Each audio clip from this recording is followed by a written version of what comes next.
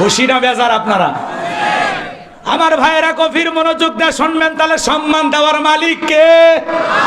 লাঞ্ছিত করার মালিক কে? বিয়াতিকাল খৈর, সকল কল্যাণের চাবিকাঠি কার হাতে? আর তিনি হলেন সর্ববিষয়ে শক্তিমান। তাহলে ক্ষমতা দেওয়ার মালিক আল্লাহ, কেড়ে নেওয়ার মালিক আল্লাহ, সম্মানিত করার মালিক আল্লাহ, লাঞ্ছিত করার মালিক আল্লাহ, সকল কল্যাণের চাবিকাঠি আল্লাহর হাতে। আর তিনি হলেন সর্বশক্তিমান। আল্লাহু আকবার বলেন।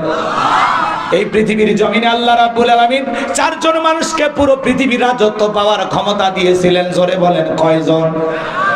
আরে ভাই, পুরো পৃথিবীর ক্ষমতা তো দূরের কথা, ছোটখাটো এলাকার নেতার সাথে পারা যায় না। কথা কর না কেন? পাতি নেতার গরমে এলাকায় থাকা যায় না। কয় আমারে চিনিস? আমি অমুক নেতার আপন খালাতো বোন, তার ছোট মেয়ে বিয়ে করেছি। কি হাইব্রিড পরিচয়? কথা কর না কেন? এরকম নেতাও আছে না নাই? বিশ্বনবীর জামানায় আমার ভাইয়েরা একজন ব্যক্তি নবীজি হিজরত করে যখন মদিনায় চলে গেছেন, মক্কার একজন কাফের, এর নাম ছিল মহাবীর আমর, প্রতিমার সামনে দাঁড়ায়া লাত, হুজ্জা, দেবদেবী, সরস্বতী, রাধা কৃষ্ণ এগুলোর সামনে দাঁড়ায়া বলতেছে, যতক্ষণ আব্দুল্লাহর বেটা মুহাম্মদ সাল্লাল্লাহু আলাইহি সাল্লামের দেহ থেকে কাল্লা আলাদা না করতে পারবো, ততক্ষণ পর্যন্ত আমি এক ফোঁটা পানিও পান করব না। জোরে কর নাউজুবিল্লাহ। আমার নবীকার পাকা টানে মই দিয়েছে, ওর বাড়িতে চুরি করতে গেছে। আমার নবীর তো কোনো অপরাধ নাই। নবী কালেমার দাওয়াত দেয়, ইসলামের প্রচার প্রসার করে, এটাই ওরা সহ্য করতে পারতো না। ওরা বলে 33 কোটি দেবতা মানি, তাই জীবনে কত সমস্যা, আর এক আল্লাহকে মানলে সমস্ত সমস্যার সমাধান, এটা ওরা মানতেই পারতো না। নবী হিজরত করে মদিনায় চলে গেছেন। নবী আমার মক্কার কাফেরদেরকে নিয়ে কোনো টেনশন করে না, কিন্তু মক্কার কাফেরদের ঘুম হারাম, না জানি ভাতিজাই মদিনায় যায় কি করতেছে, এই জন্য এদের টেনশনে ঘুম হইতো না। এই গোত্রীয় লিডার ছোটখাটো একটা দলপতি, এর নাম মহাবীর আমর, প্রতিমার সামনে দাঁড়াইয়া শপথ গ্রহণ করলো, নবীর দেহ থেকে কাল্লাটা আলাদা না করা পর্যন্ত এক ফোঁটা পানিও পান করবে না। জোরে কর নাউজুবিল্লাহ। এই ঘোষণা দিয়ে মদিনার দিকে রওনা করলেন। আল্লাহ পাক এই এসএমএসটা, এই বার্তাটা বিশ্ব নবীর কাছে পৌঁছায় দিলেন। ও নবী গো, মক্কার মহাবীর আমর আপনার মাথা নেওয়ার জন্য রওনা করেছে। এই সংবাদটি নবীজি জানার পরে টেনশনে পড়ে গেলেন, কি করা যায়। সাহাবা ইকরামদেরকে বলতেছেন, হঠাৎ করে হযরত ওসমান রাদিয়াল্লাহু তাআলা বলেন, নবী গো, আপনি আল্লাহর এত বড় পয়গম্বর, আপনি শুধু আল্লাহ তাআলার কাছে দোয়া করেন, ওই মক্কার মহাবীর আমর আপনার কাছে পৌঁছার আগে ওর হাত পা যেন আল্লাহ পাক প্যারালাইজ করে দেয়, আপনার কাছে পৌঁছার ক্ষমতা যেন না থাকে। বিশ্ব নবী ওসমানের কথা শুনে হাত তুলে দোয়া করতেছেন। আমার ভাইরা, নরম মানুষ দোয়ার পক্ষে কথা বলেন, ঠিক কিনা? আমার নবীজি হাত তুলে দোয়া করে বলতেছেন, আল্লাহ, ওই মক্কার মহাবীর আমর আমার মাথা নেওয়ার জন্য রওনা করেছে, আমার কাছে থেকে আল্লাহ বলে, জিবরাইল আর করিস না দেরি, আমার বন্ধুকে জানায় দাও তাড়াতাড়ি। আমি আল্লাহ পাক শুধু দুই হাত দোয়া করার জন্য দেই নাই, মাঝে মাঝে জালেম আর বেঈমানদেরকে সাইজ করার জন্য দুই হাতে লাঠিও তুলে নেওয়া লাগবে। বলেন আল্লাহু আকবার। নবীজি তখন হাত মুখে না লাগাইয়া হাঁটুর উপরে রেখে দিলেন। আমরা অনেকে মোনাজাত করি, অনেকে দোয়া করে আর এরকম দড়ি পাকায়, কথা কয় না, কথা কয় না, এরকম মুনাজাত করে আর প্রেসার মাপে, আছে না, আছে না? আবার কে এরকম চুপচাপ ধরে থাকে, আবার কে একেবারে মুনাজাত করে না।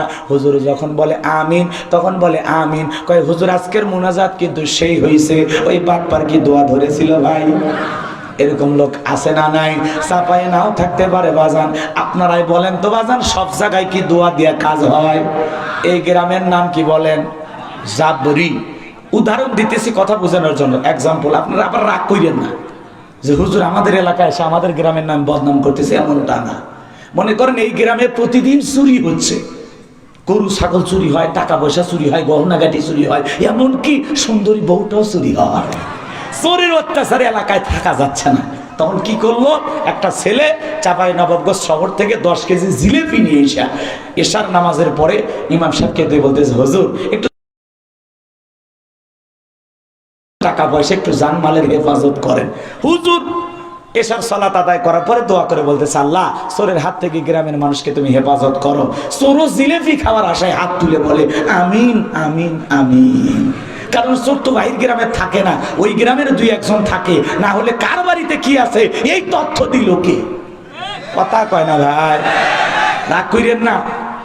হুজুর ওই জায়গায় যদি দোয়া না করে বলতো, এই জাবরির তরুণ যুবকেরা, তোমরা যদি তোমাদের গরু ছাগল টাকা পয়সা সুন্দরী বউ সবকিছু রক্ষা করতে চাও, তাহলে এই গ্রামে ঢোকার 4টা রাস্তা আছে, মাগরিব থেকে ফজর পর্যন্ত বাংলার লাঠি নিয়ে দাঁড়ায় থাকবা, চোরকে দেখা মাত্রই ওই লাঠি দিয়া এমন পিটাইবা 6 মাসে যেন হাসপাতালের বেড থেকে ওটার শক্তি না পায়। চোরকে হাত তুলে আমিন কইতো নাকি তওবা করে ভালো হয়ে যেত। এজন্য চুরি বন্ধ করতে হলে শক্ত আইন, 100 বছরের আইন আজকের সমাজের নেতাদের কাছে ব্যাকডেট মনে হয়। ওরা বলে এগুলো চলবে না, কিন্তু একবার খালি টেস্ট করে দেখেন, টেস্ট কথা কয় না কেন? আল্লাহর আইন অনুযায়ী একটা চোরের হাত কেটে দেন, কথা কয় না কেন? আল্লাহ সূরা মাইদার ভিতরে যে আইন দিয়েছেন, চোর নারী হোক পুরুষ হোক চুরি করেছে, এটা যদি প্রমাণিত হয় তাহলে চোরের হাত কেটে দাও। একটা চোরের হাতের কবজি যদি বাইতুল মোকাররমের সামনে কেটে মিডিয়ার মাধ্যমে ফালাও করে, ইউটিউব ইন্টারনেটের মাধ্যমে, স্যাটেলাইট টেলিভিশনের মাধ্যমে, পেপার পত্রিকার মাধ্যমে যদি প্রচার করা হতো, বাংলাদেশে আইন পাস করা হলো, আল্লাহর বিধানের আইন অনুযায়ী বিচার করা হবে, চোর চুরি করলে হাত কেটে দেওয়া হবে, বিশ্বাস করেন সমস্ত চোরেরা তওবা করে আল্লাহর ওলি হয়ে যেত। কিন্তু কে শোনে কার কথা? আজও গেল না মনের ব্যথা। এখন উচিত কথা যদি কই, পিঠের উপর দিয়ে যাবি মই। সরিষাই তো ভূত, কে হাত কাটবে? কে হাত কাটবে? যে হাত কাটার আইন পাস করবে ও নিজেই বুঝতেছে ওইটা আগে আমার কাটা পড়বে। কথা কর। হ্যাঁ, এজন্য জায়গা মতো ভালো মানুষকে নিয়ে যাওয়া লাগবে। 11 লক্ষ কোটি টাকা দুর্নীতি করে বিদেশে পাচার করেছে, পাহাড় সমপরিমাণ ঋণের বোঝা চাপাইয়া দিয়া এই দেশের অর্থনীতিকে ধ্বংস করে দিয়ে গেছে। কথা বলে ঠিক কিনা? এরপরেও যারা বলবে ওদের জন্য মায়া মোহাব্বত হয়, মারা জায়েজ নাই তাই চুপ করে থাকি। কথা কয় না কি? মারা জায়েজ নাই তাই চুপ করে থাকি।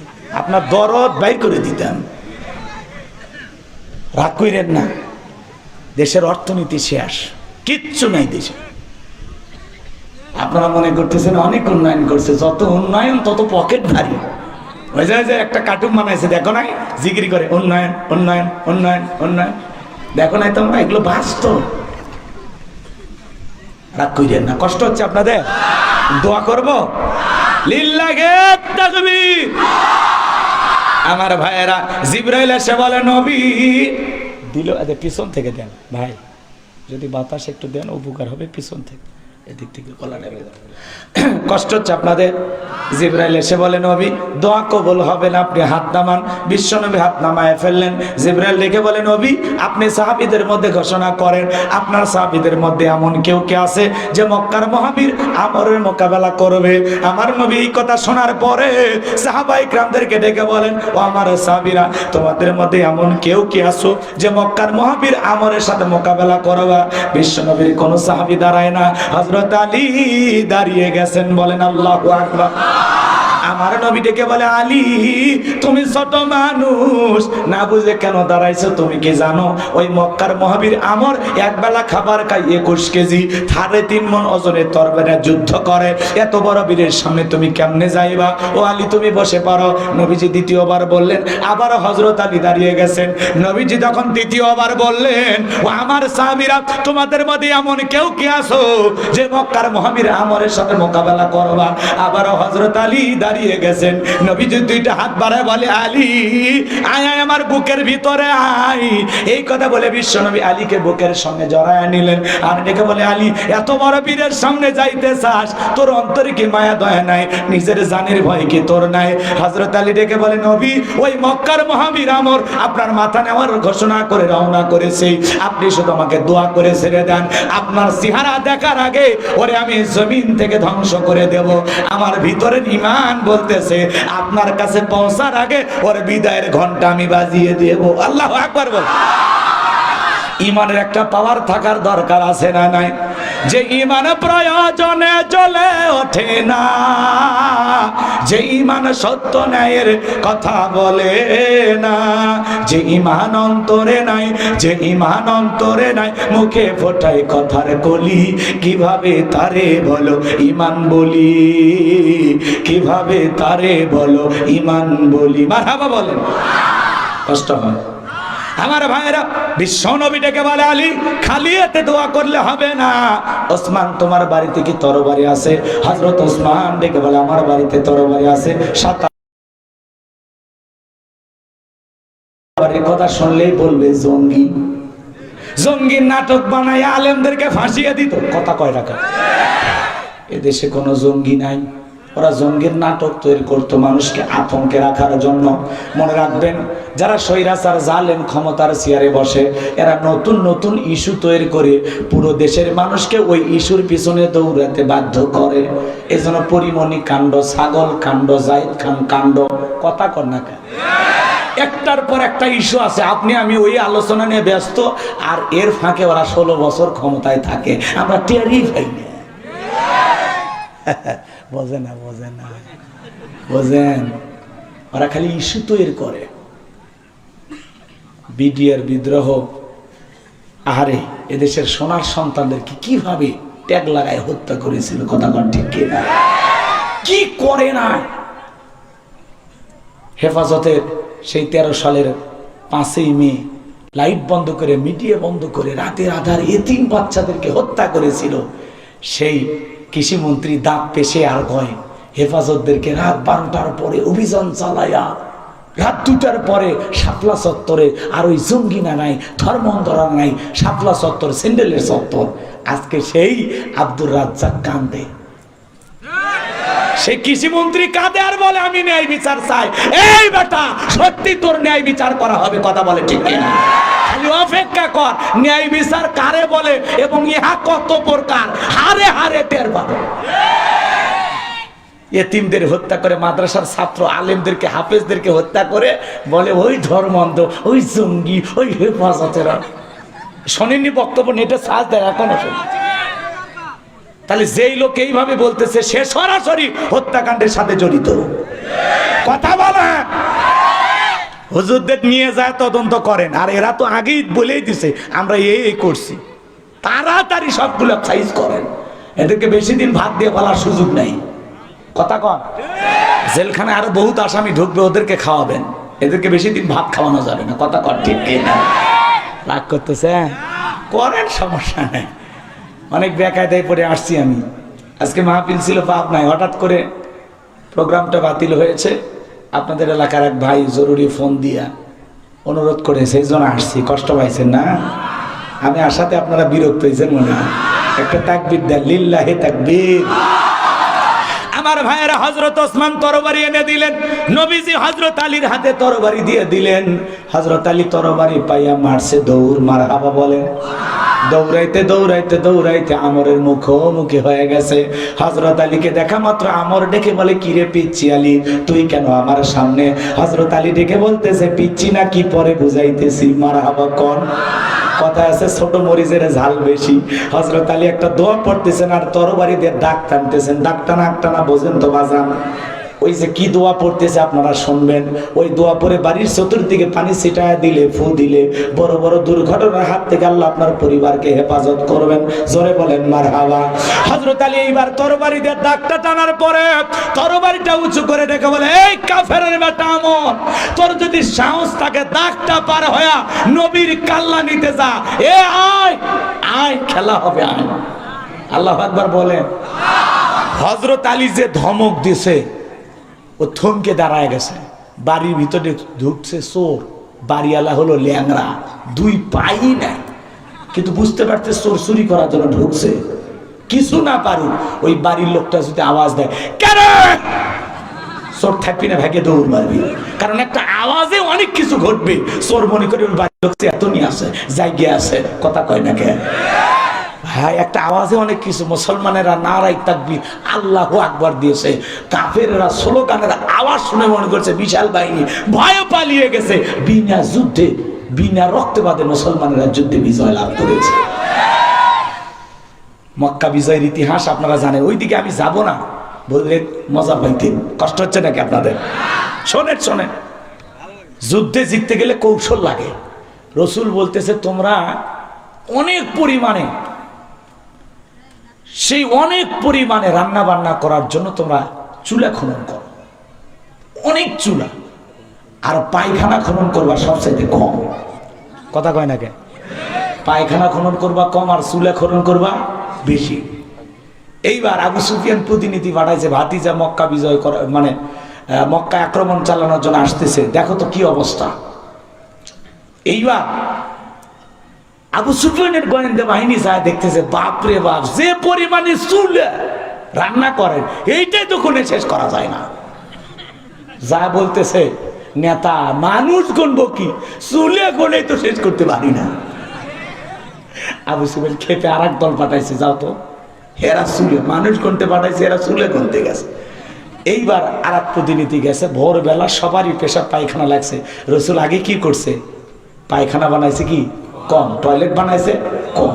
এইবার যা দেখে টয়লেট করার জন্য যে পরিমাণে লম্বা লাইন দিয়েছে, বলতেছে চলে আসে, বলতেছে নেতা কি বলবো, পায়খানায় যে পরিমাণে লাইন দেখে আসলাম, আরো যে কত আছে গুনে শেষ করা যাবে না। তখন বলতেছে এই তোদের মাথায় আমি মানুষ গুনতে, আর তোমরা কোনো চুলা, তোমরা গুনে আসো বাথরুমের সাইডে কত লাইন। কথা কি বোঝেন নাই? তখন বলতেছে আর তোদেরকে দেওয়া হবে না, আমি নিজেই যাব। এইবার আবু সুফিয়ান এসে পাহাড়ে দাঁড়ায় দেখে আল্লাহ রসুল 10,000 সাহাবী নিয়া, আল্লাহু আকবার বলেন, বিশাল ময়দানে দাঁড়িয়ে আছে, প্রত্যেকের হাতে এক একটা করে তরবারি, দিনের সূর্যের আলোতে তরবারি খালি চিক চিক চিক চিক করতেছে। আল্লাহু আকবার বলেন। এই দেখে আবু সুফিয়ানের নেতাগিরি সব শেষ, কি আর যুদ্ধ করবে? কথা বুঝতে পারছেন? এই জন্য যুদ্ধ করতে গেলে খালি শক্তি না, কৌশলও লাগে। কথা বলেন এখানে, অনেক ক্ষেত্রে জ্ঞানের যুদ্ধ দিয়েও বিজয় লাভ করা যায়। কথা বলে ঠিক কি না? তো এদিক খেয়াল করেন, কষ্ট হচ্ছে আপনাদের না? আমার ভাইয়েরা গভীর মনোযোগ দিয়ে শুনবেন।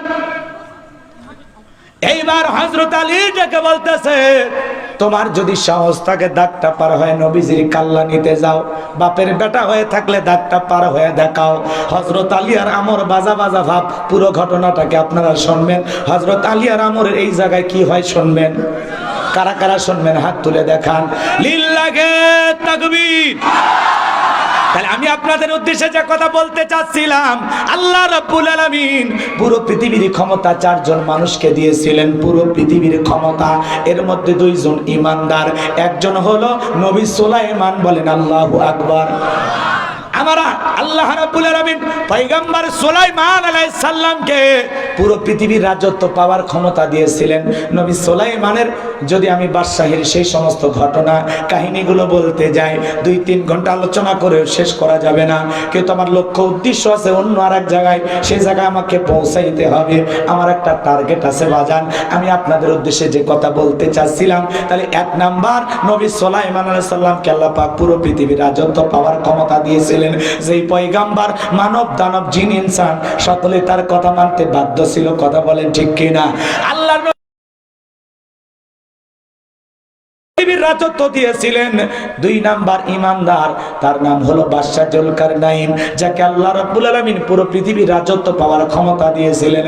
এই দুনিয়ার জমিনে বাদশা জুলকারনাইনকে আল্লাহ পাক সূর্য উদয় হইতে সূর্য অস্তগামী পর্যন্ত, পূর্ব থেকে পশ্চিম পর্যন্ত পুরোটা পৃথিবীর ক্ষমতা বাদশা জুলকারনাইনকে আল্লাহ পাক দিয়েছিলেন। এই দুনিয়ার জমিনে 1 নয় 2 নয় 1600 বছর পর্যন্ত হায়াত পেয়েছিলেন।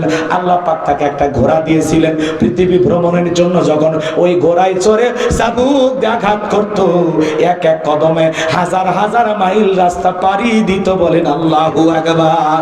এত বছর ক্ষমতা থাকার পরে আদল ইনসাফ প্রতিষ্ঠিত করেছিলেন, ন্যায় বিচার কায়েম করেছিলেন। ইয়াজুজ মাজুজের আপনারা যে ঘটনা জানেন, বিশাল একটা প্রাচীর নির্মাণ করে দিয়েছিলেন বাদশা জুলকারনাইন। ইতিহাসগুলো বলার সময় নাই। তাহলে 2 জন ইমানদার, একজন হলো নবী সুলাইমান আর 2 নাম্বার হলো বাদশা জুলকারনাইন, যাদেরকে আল্লাহ পাক পুরো পৃথিবীর রাজত্ব পাওয়ার ক্ষমতা দিয়েছিলেন। চিৎকার মেরে বলুন আল্লাহু আকবার।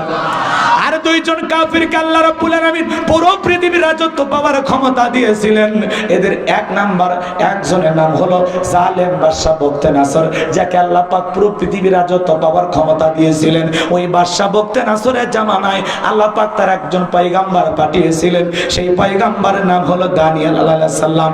আল্লাহর পয়গাম্বার দানিয়েল আলাইহিস সালাম তার কওমের মানুষদেরকে, বনি ইসরাইল উম্মতদেরকে সুন্দর করে ডেকে ডেকে দাওয়াত দিতেছেন।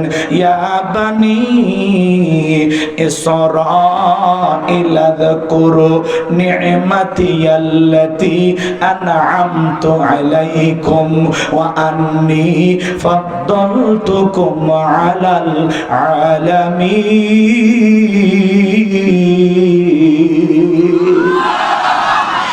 নবী দানিয়েল আলাইহিস সালাম ডেকে বলে, ও বনি ইসরাঈল উম্মতেরা, তোমাদের বাপ দাদা কৃতদাস ছিল, মানুষের বাড়িতে গোলামির কাজ করত। সেই গোলামির জিন্দেগি থেকে, দাসত্বের জিন্দেগি থেকে আল্লাহ তাআলা তোমাদেরকে মুক্ত করেছেন, সাধন করেছেন। বিদায় এক আল্লাহর ইবাদত করো, আল্লাহ তাআলার কৃতজ্ঞতা প্রকাশ করো, শুকরিয়া আদায় করো। খবরদার খবরদার, সেই মহান স্রষ্টার শুকরিয়া আদায় করো, কৃতজ্ঞতা প্রকাশ করো।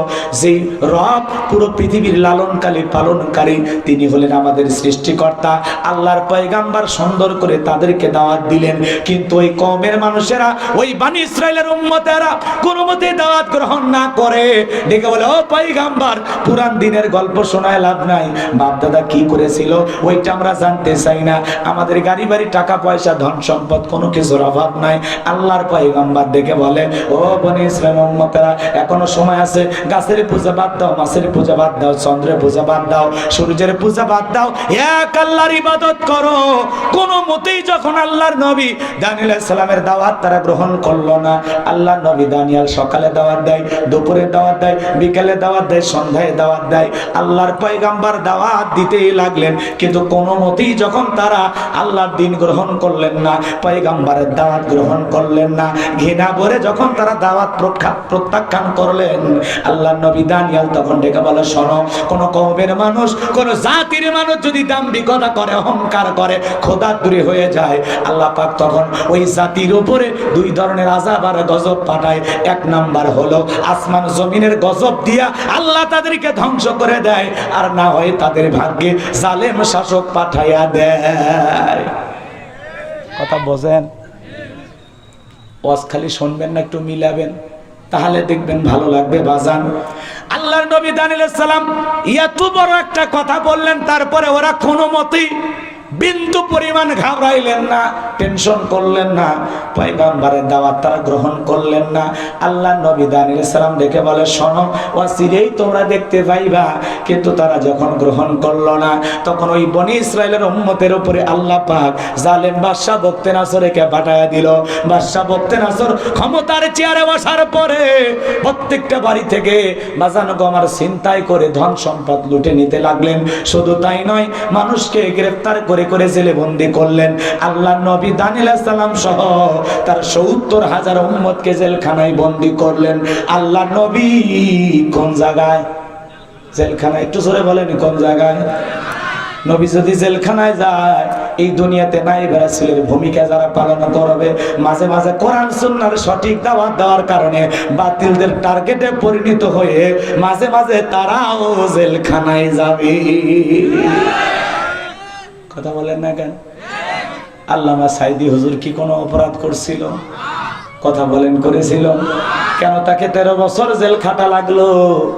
কেন তাদেরকে জেলখানা বন্দী করে রাখলো? কারণ ওরা জানে আল্লামা সাইদির কথার মধ্যে মধু আছে। ময়না পাখি যে সুন্দর মিষ্টি মিষ্টি কথা বলে, জাতির মানুষ লক্ষ লক্ষ পরিবর্তন হয়ে যাচ্ছে, এক সময় পুরো জাতি পরিবর্তন হয়ে যাবে। আমাদের ক্ষমতার চেয়ার ধরে রাখা যাবে না। এই জন্য ময়না পাখিকে খাঁচাই বন্দী করে ওরা কোরআনের পাখির কণ্ঠটাকে স্তব্ধ করে দিতে চেয়ে তাদের ক্ষমতার চেয়ারে টিকে থাকতে চেয়েছিল। কথা বলেন ঠিক কিনা? আর কোনো অপরাধ ছিল না। 300 জন নারীকে নাকি দর্শন করছে। শয়তান বিশ্বাস করে কথা। শুকরঞ্জন বালি মারা যাওয়ার পরে আল্লামা সাইদি হুজুরের জানাজায় যা কাঁদে, হিন্দু মানুষ কাঁদে, একটা অমুসলিম চিনল, আর এরা মুসলমান হওয়ার পরেও আল্লামা সাইদিকে চিনল না। সে বলে আল্লামা সাইদির কোনো অপরাধ ছিল না, 2 বারের এমপি ছিল, মায়ের কোলে শিশু যেমন ছিল তার সাথে বেশি নিরাপদ আর আরামে ছিলাম। কথা বলেন না কেন? আলেমেরা ক্ষমতায় গেলে তারা মানুষের উপরে জুলুম করে না, তারা মনে করে এই ক্ষমতা আল্লাহর দেয়া দায়িত্ব, আল্লাহর দেয়া আমানত। জনগণ আমাকে আমানত দিয়েছে, জনগণ যে আমাকে আমানত দিয়েছে, আমানত সঠিকভাবে পালন করা লাগবে। কথা বলেন না কেন? একটু অপেক্ষা করেন, সামনে যাই। আল্লাহ নবী দানিয়েল আলাইহিস সালাম কোন জায়গায়? জোরে বলেন কোন জায়গায়? আলেম ওলামা যদি জেলখানায় যায় আপনাদের সমস্যা আছে? আলেমেরা জেলখানায় গেলে সম্মান কমে না বাড়ে? মুফতি আমির হামজা ভাই আগে মাহফিল করতো দিনে 2টা বা 1টা, আর এখন 5টা করে করতেছে। কথা আগে মাহফিলে লোক হইতো 20,000 10,000, আর এখন মাহফিলে হয় 50,000 1 লাখ 2 লাখ, কোন মাহফিলে 4-5 লাখ মানুষ হইতেছে। আল্লাহু আকবার বলেন। তাহলে আলেমেরা জেলখানায় গেলে সম্মান কমে না বাড়ে? আমার ভাইরা, আল্লাহ নবী দানিয়েল আলাইহিস সালাম জেলখানায়, উম্মতের ডেকে বলে পয়গম্বর আপনার কথা যে দিবালোকের মতো সত্য হবে বুঝতে পারি নাই গো নবী, আমরা যা করেছি ভুল করেছি, আমাদেরকে মাফ করে দেন। আল্লাহর নবী দানিয়েল ডেকে বলে কই গেল তোমাদের গাড়ি বাড়ি টাকা পয়সা, কই গেল তোমাদের দাম্ভিকতা? ডেকে বলে পয়গম্বর বড় ভুল করেছি, এখন আপনি বলেন জেলখানা থেকে মুক্তি পাওয়ার ব্যবস্থা কিভাবে করা যায়? আল্লাহ নবী দানিয়েল ডেকে বলেন তোমরা বলো আমি কি করতে পারি? উম্মতরা ডেকে বলে পয়গম্বর আপনি যদি জেলখানা থেকে বের করতে পারেন, এখন থেকে এক আল্লাহর ইবাদত করব, এক আল্লাহর গোলামি করব, আমরা তওবা করে আল্লাহর পথে ফিরে আসতে চাই, আপনি আমাদেরকে জেলখানা থেকে মুক্ত করার ব্যবস্থা করে দেন। আমার ভাইরা, বনি ইসরাইল উম্মতরা যখন কান্না করতেছে, আল্লাহ নবী দানিয়েল ডেকে বলে শোনো, কান্না করতে হবে না, রাত্রি 12টার পরে আমি যখন আল্লাহ বলে ডাক দিব, আমার সঙ্গে তোমরা সবাই ঘুম থেকে জাগ্রত হইয়া আল্লাহ বলে ডাক দিবা, আমার আল্লাহ পারে আমাদেরকে বাদশা বখতিয়ার জেলখানা থেকে মুক্ত করার ব্যবস্থা করে দিতে। আল্লাহ নবী দানিয়েল আলাইহিস সালাম রাত 12টার পরে যখন আল্লাহ বলে ডাক দিয়েছে, জবান ছেড়ে সবাই একবার ডাক দেন আল্লাহ, একটু ভালোবেসে ডাক দেন আল্লাহ, আর একটু জোরে ডাক দেন আল্লাহ। এই যে আল্লাহ আল্লাহ বললাম, আমাদের আল্লাহ খুশি না বেজার? আমার ভাইয়েরা, আল্লাহ বলে ডাক দিয়েছেন, পয়গম্বরের 70,000 উম্মত ঘুম থেকে জাগ্রত হয়ে আল্লাহর নবী দানিয়েল আলাইহিস সালামের সাথে সিজদায় লুটিয়ে পড়লেন, চোখের পানি ছেড়ে দিয়ে কান্না করতেছেন, কাকুতি মিনতি সহকারে দোয়া করে বলতেছেন আল্লাহ আমার উম্মতেরা ভুল বুঝতে পেরেছে, এখন থেকে তারা একমাত্র আপনার ইবাদত করবে, আপনার গোলামি করবে। আল্লাহ গো আপনি আমার উম্মতদেরকে ক্ষমা করে দেন, আর এই জালেমের জেলখানা থেকে মুক্ত করার ব্যবস্থা করে দেন। আল্লাহ নবী দানিয়েল আলাইহিস সালাম যখন কান্না করে করে আল্লাহর কাছে কাকুতি মিনতি সহকারে দোয়া করতেছেন, আল্লাহ ডেকে বলে ও নবী দানিয়েল আর কান্না করতে হবে না, দোয়াকে আমি আল্লাহ মঞ্জুর করে নিয়েছি, তোমাদের দোয়া কবুল হয়ে গেছে, অচিরেই বাদশা বখতিয়ার জেলখানা থেকে মুক্ত করার ব্যবস্থা আমি আল্লাহ করে দেব। চিৎকার মেরে বলেন আল্লাহু আকবার। ওই রাত্রিতে বাদশা বখতিয়ারকে আল্লাহ পাক মারাত্মক একটা স্বপ্ন দেখা দিয়েছে। এমন ভয়ঙ্কর স্বপ্ন দেখে বাদশা বখতিয়ার ঘুম থেকে চিৎকার মেরে উঠছে। আশেপাশে যারা সিকিউরিটি নিরাপত্তা কর্মী ছিল দৌড়ে এসে বলে নেতা এত জোরে চিৎকার মারলেন, ব্যাপারটা কি? বলে চেহারা দেখে বোঝো না আমি কত বড় আতঙ্কে আছি, ভয়ে আছি। শোনো, আমি আজকে রাত্রিবেলা একটা মারাত্মক স্বপ্ন দেখেছি। এই দেশের যত স্বপ্নের তাবির কারো কাছে স্বপ্নের ব্যাখ্যা বলতে পারে, ওদেরকে আমার দরবার নিয়ে আসো, আমি তাদের কাছে স্বপ্নের কথা বলবো, ওদের কাছ থেকে স্বপ্নের ব্যাখ্যাটা আমি জানতে চাই। পরের দিন সকালবেলা হাজার হাজার মানুষ যারা স্বপ্নের তাবির কারক জ্যোতিষী বাদশার দরবারে হাজির হয়ে গেল। এইবার বাদশা বখতিয়ার যখন স্বপ্নের কথা বলতে যাবে, ওই সময় আল্লাহ তাআলা বাদশা বখতিয়ার মাথার মেমোরির মধ্যে থাকা স্বপ্নের যত কথা নবী দানিয়েল আলাইহিস সালামের মাথার মেমোরিতে সেভ করে দিলেন। বলেন আল্লাহু আকবার। যুবক, একটা মোবাইলে যা আছে শেয়ারের মাধ্যমে আরেকটা মোবাইলে পার করা সম্ভব কিনা? বাদশার মাথার মেমোরির মধ্যে যত কথা আছে সব কথা আল্লাহ পাক নিয়ে আল্লাহ নবী দানিয়েল আলাইহিস সালামের মাথার মেমোরির মধ্যে সেভ করে দিলেন। আল্লাহু আকবার। এইবার বাদশা বখতিয়ার বলতে যায় আমি গতকাল রাতে কি যেন স্বপ্ন দেখলাম, আর বলতে পারে না। স্বপ্নের কথা ভুলিয়ে দিলেন তিনি কে? এইবার বাদশা বক্তে নাসর মুহূর্তের মধ্যে ডায়লগ পরিবর্তন করে ডেকে বলে, শোনো, গতকাল রাত্রে স্বপ্নে কি দেখেছি সেই স্বপ্নের কথাও তোমাদেরকে বলতে হবে, স্বপ্নের ব্যাখ্যাও তোমাদেরকে দিতে হবে। জনগণ ডেকে বলে, বাদশা তো পাগলামি কথা, স্বপ্ন দেখেছেন আপনি, আমরা কিভাবে বলবো? আপনি স্বপ্নের কথা বলবেন, আমরা স্বপ্নের ব্যাখ্যা দেব। আচ্ছা, বাদশা স্বপ্নে কি দেখেছে জনগণ কি জানে? একটু জোরে কথা কন। দোয়া করবো নাকি বলেন? তাহলে একটু কথা বলবেন, আলোচনাটা একটু সামনে গেলে বুঝতে পারবেন। এদিক খেয়াল করেন, বাদশার স্বপ্নের কথা জনগণ জানা তো দূরের কথা, আপনারা স্বামী স্ত্রী এক খাটে ঘুমান না?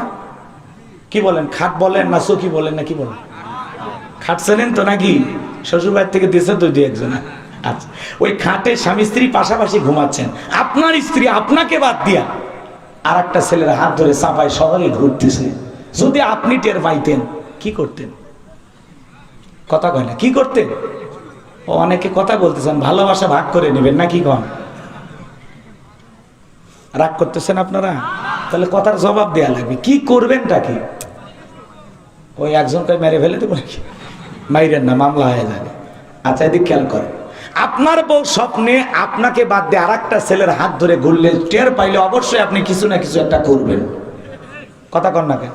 আবার আপনি স্বপ্নে আপনার বউকে বাদ দিয়ে আর একটা মেয়ের হাত ধইরা চাপাই শহরে যা ফুচকে কিনে খাওয়াইতেছেন, এটা যদি আপনার বউ টের পাইতো কি করতো? লাত্তি মেরে খাট থেকে নামায় ফেলতো। কথা কন ঠিক কিনা?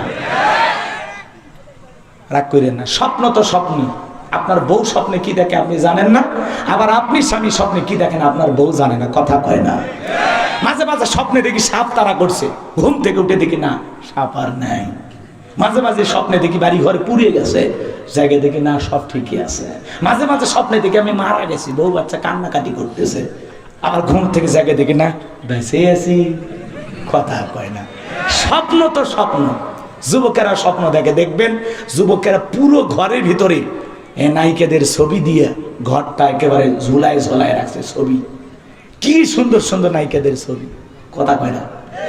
ঘুমানোর আগেও নায়িকাদের চেহারা একবার করে দেখা নফল মনে করে। কথা কয় না কেন? ঘুমানোর আগে নায়িকাদের দিকে তাকায় আর বলে, আর এইরকম একটা বউ যদি ভাইতাম কপালটা খুলে যেত। ঘুমের ঘরে দেখে ওই নায়িকার বুকের ওপর। কথা কয় ঠিক কিনা? যুবকেরা যে কি সাংঘাতিক যুবক, এদেরকে বলা, এদেরকে ধরা খুব কঠিন। কথা কন ঠিক কিনা? এখনকার যুবকেরা খুব খুব আপডেট।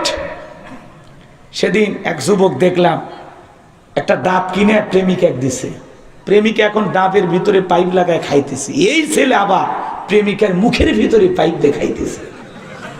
কি শান্তি, পানি পরিষ্কার করে খাইতেছে। কথা কন ঠিক কিনা? এরকম পোলাপান আপনাদের এলাকায় নাই। এলাকার ছেলেরা অবশ্য প্রেম ভালোবাসা এগুলো করে না। কথা কয় না কেন? আছে আছে। দেখেন প্রত্যেকটা ছেলের হাতে হাতে টাচ মোবাইল। মোবাইলের ওজন কম, কিন্তু এই মোবাইলের দ্বারা পাপের ওজনটা অনেক বেশি। কথা বলেন না কেন? এই মোবাইল আমাদের যুব সমাজকে ধ্বংস করে দিল, আমার তরুণ তরুণীদেরকে নষ্ট করে দিল। কথা বলে ঠিক কিনা? দেশে মোবাইল আইছে, চিঠি বন্ধ হইয়াছে, দিওয়ানা বানাইছে, পোলা মাইয়ার মনের কথা ভাসে বাতাসে। না না বলি, কষ্ট হচ্ছে আপনাদের।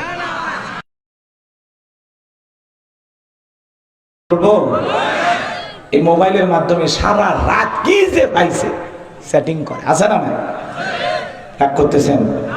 বলবো বলবো দেখো পোলা পানের মন বাদা ফেসবুকে এখন, মোবাইলে চ্যাটিং কইরা কাটায় সারাক্ষণ। দেখো পোলা পানের মন বাদা ফেসবুকে এখন, মোবাইলে চ্যাটিং কইরা কাটায় সারাক্ষণ। এই মোবাইল পাইয়া দেখো মদনের মাইয়া, এই মোবাইল পাইয়া দেখো মদনের মাইয়া কি কাণ্ড ঘটাইছে, স্বামী সংসার রাইখা নাকি পালাইয়া গেছে, স্বামী সংসার রাইখা নাকি পলাইয়া গেছে।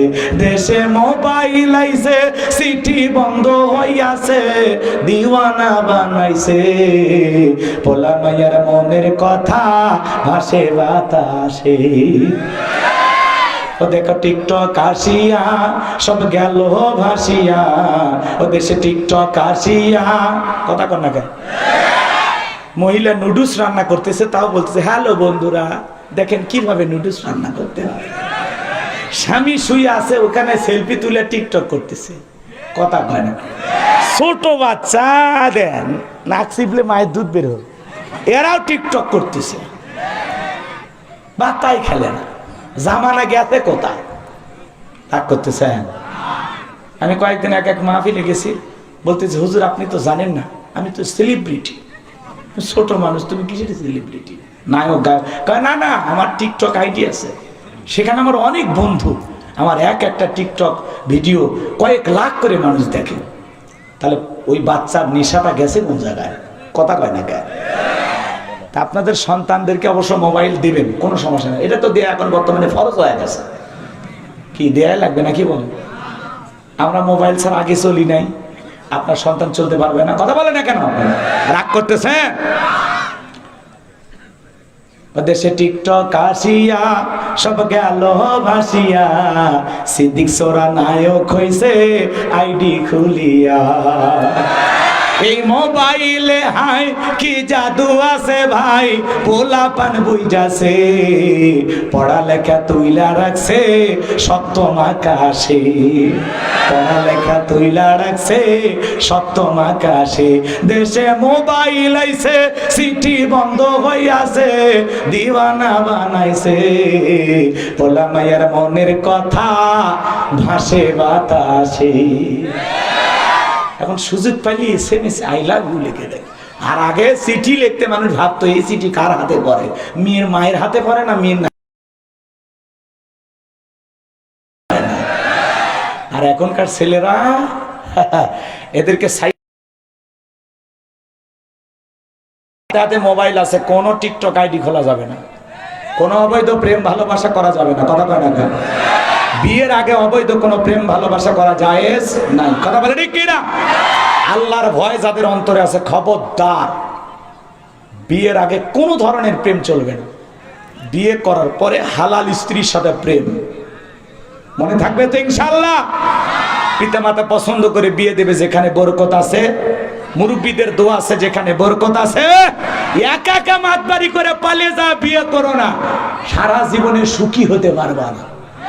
3 মাস পরে ভালোবাসা জানলা ভেঙে ফেলে যাবে, তখন মনে হবে কচুর সাথে গলার দড়ি দিয়ে মরে যায়, তখন আর লাভ হবে না রে পাগল। সোজা হয়ে যা, খবরদার। যার মোবাইলে প্রেমিকার নাম্বার আছে এখনই ব্ল্যাক লিস্টে ফেলা। কিসের প্রেম? তুমি ছোট বাচ্চা, কিসের প্রেম? আল্লাহ যুবকদের হেদায়েত দান করো। কোন কোন যুবক আছো মা বাবার পছন্দের মেয়েকে বিবাহ করবে? হাত তোলো দেখতে কি শোনা, হাত তোলো, দোয়া করে দেবো ইনশাআল্লাহ। হ্যাঁ যুবক যারা আছো আল্লাহ কবুল করো, জোরে বলুন আমিন। এটা তাকবীর দেন, লিল্লাহে তাকবীর। আমার ভাইরা তাহলে বাচ্চা কি স্বপ্ন দেখেছে জনগণ জানে, জোরে বলেন জানে। এইবার বাচ্চা দেখে বলে কেন তোমরা স্বপ্নের কথা জানো না?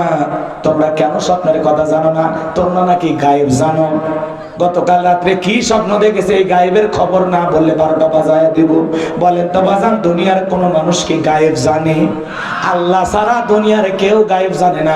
এমনকি পৃথিবীর নবী রাসূলেরা পর্যন্ত গায়েব জানতেন না। আল্লাহ তাআলা নবী রাসূলদেরকে জানায় দিতেন যতটুকু, নবী রাসূলেরা জানতেন ততটুকু। কথা বলেন ঠিক কি না? এই জন্য ভাইয়েরা আমার, যারা বলবে আমি গায়েব জানি, এই দেশের এক শ্রেণীর ভণ্ড পীরেরা বের হয়, মাঝে মাঝে ওরা বলে আল্লাহ রাসূল গায়েব না জানলেও আমরা গায়েব জানি। যে বলবে আমি গায়েব জানি, ওরে আপনি একটা অন্ধকার রুমের ভিতরে নিয়ে যাবেন, এমন পিটান পিটাইবেন, পিটায় বলবেন গায়েবী মার দিলাম, কারো কাছে বলবি না, বললে ধ্বংস হয়ে যাবি। কারণ আল্লাহ ছাড়া দুনিয়ার কোন মানুষ গায়েব জানে না। কথা বলেন ঠিক কি না? তাহলে গায়েবের ইলম কার কাছে? কোন ভণ্ড পীরের কাছে গায়েবী ইলম আছে? নামাজ পড়ে না, মাথার চুলে জট, হাতে গাঞ্জার পট, এরা নাকি পীর। এরা যদি পীর হয় শয়তান কেডা? কথা কয়। নিজেরাও জাহান্নামে যাবে, মুরিদদেরকে জাহান্নামে নিয়ে যাবে। ডুগি তবলা বাজায়, লাফায় আর গান গায়, কই পানির ভিতরে জ্বললে বাতি, ঝড় বাতাসেও নেবে না, ল্যাংড়া বাবার মুরিদ হইলে নামাজ রোজা লাগে না। যেই পীর সাহেব বলবে নামাজ রোজা লাগবে না, ওটা পীর না টাটকা শয়তান। এই পৃথিবীর এমন নাই, নবীদের যদি নামাজ পড়া লাগে, আপনার পীর কি নবীর চাইতেও বড়?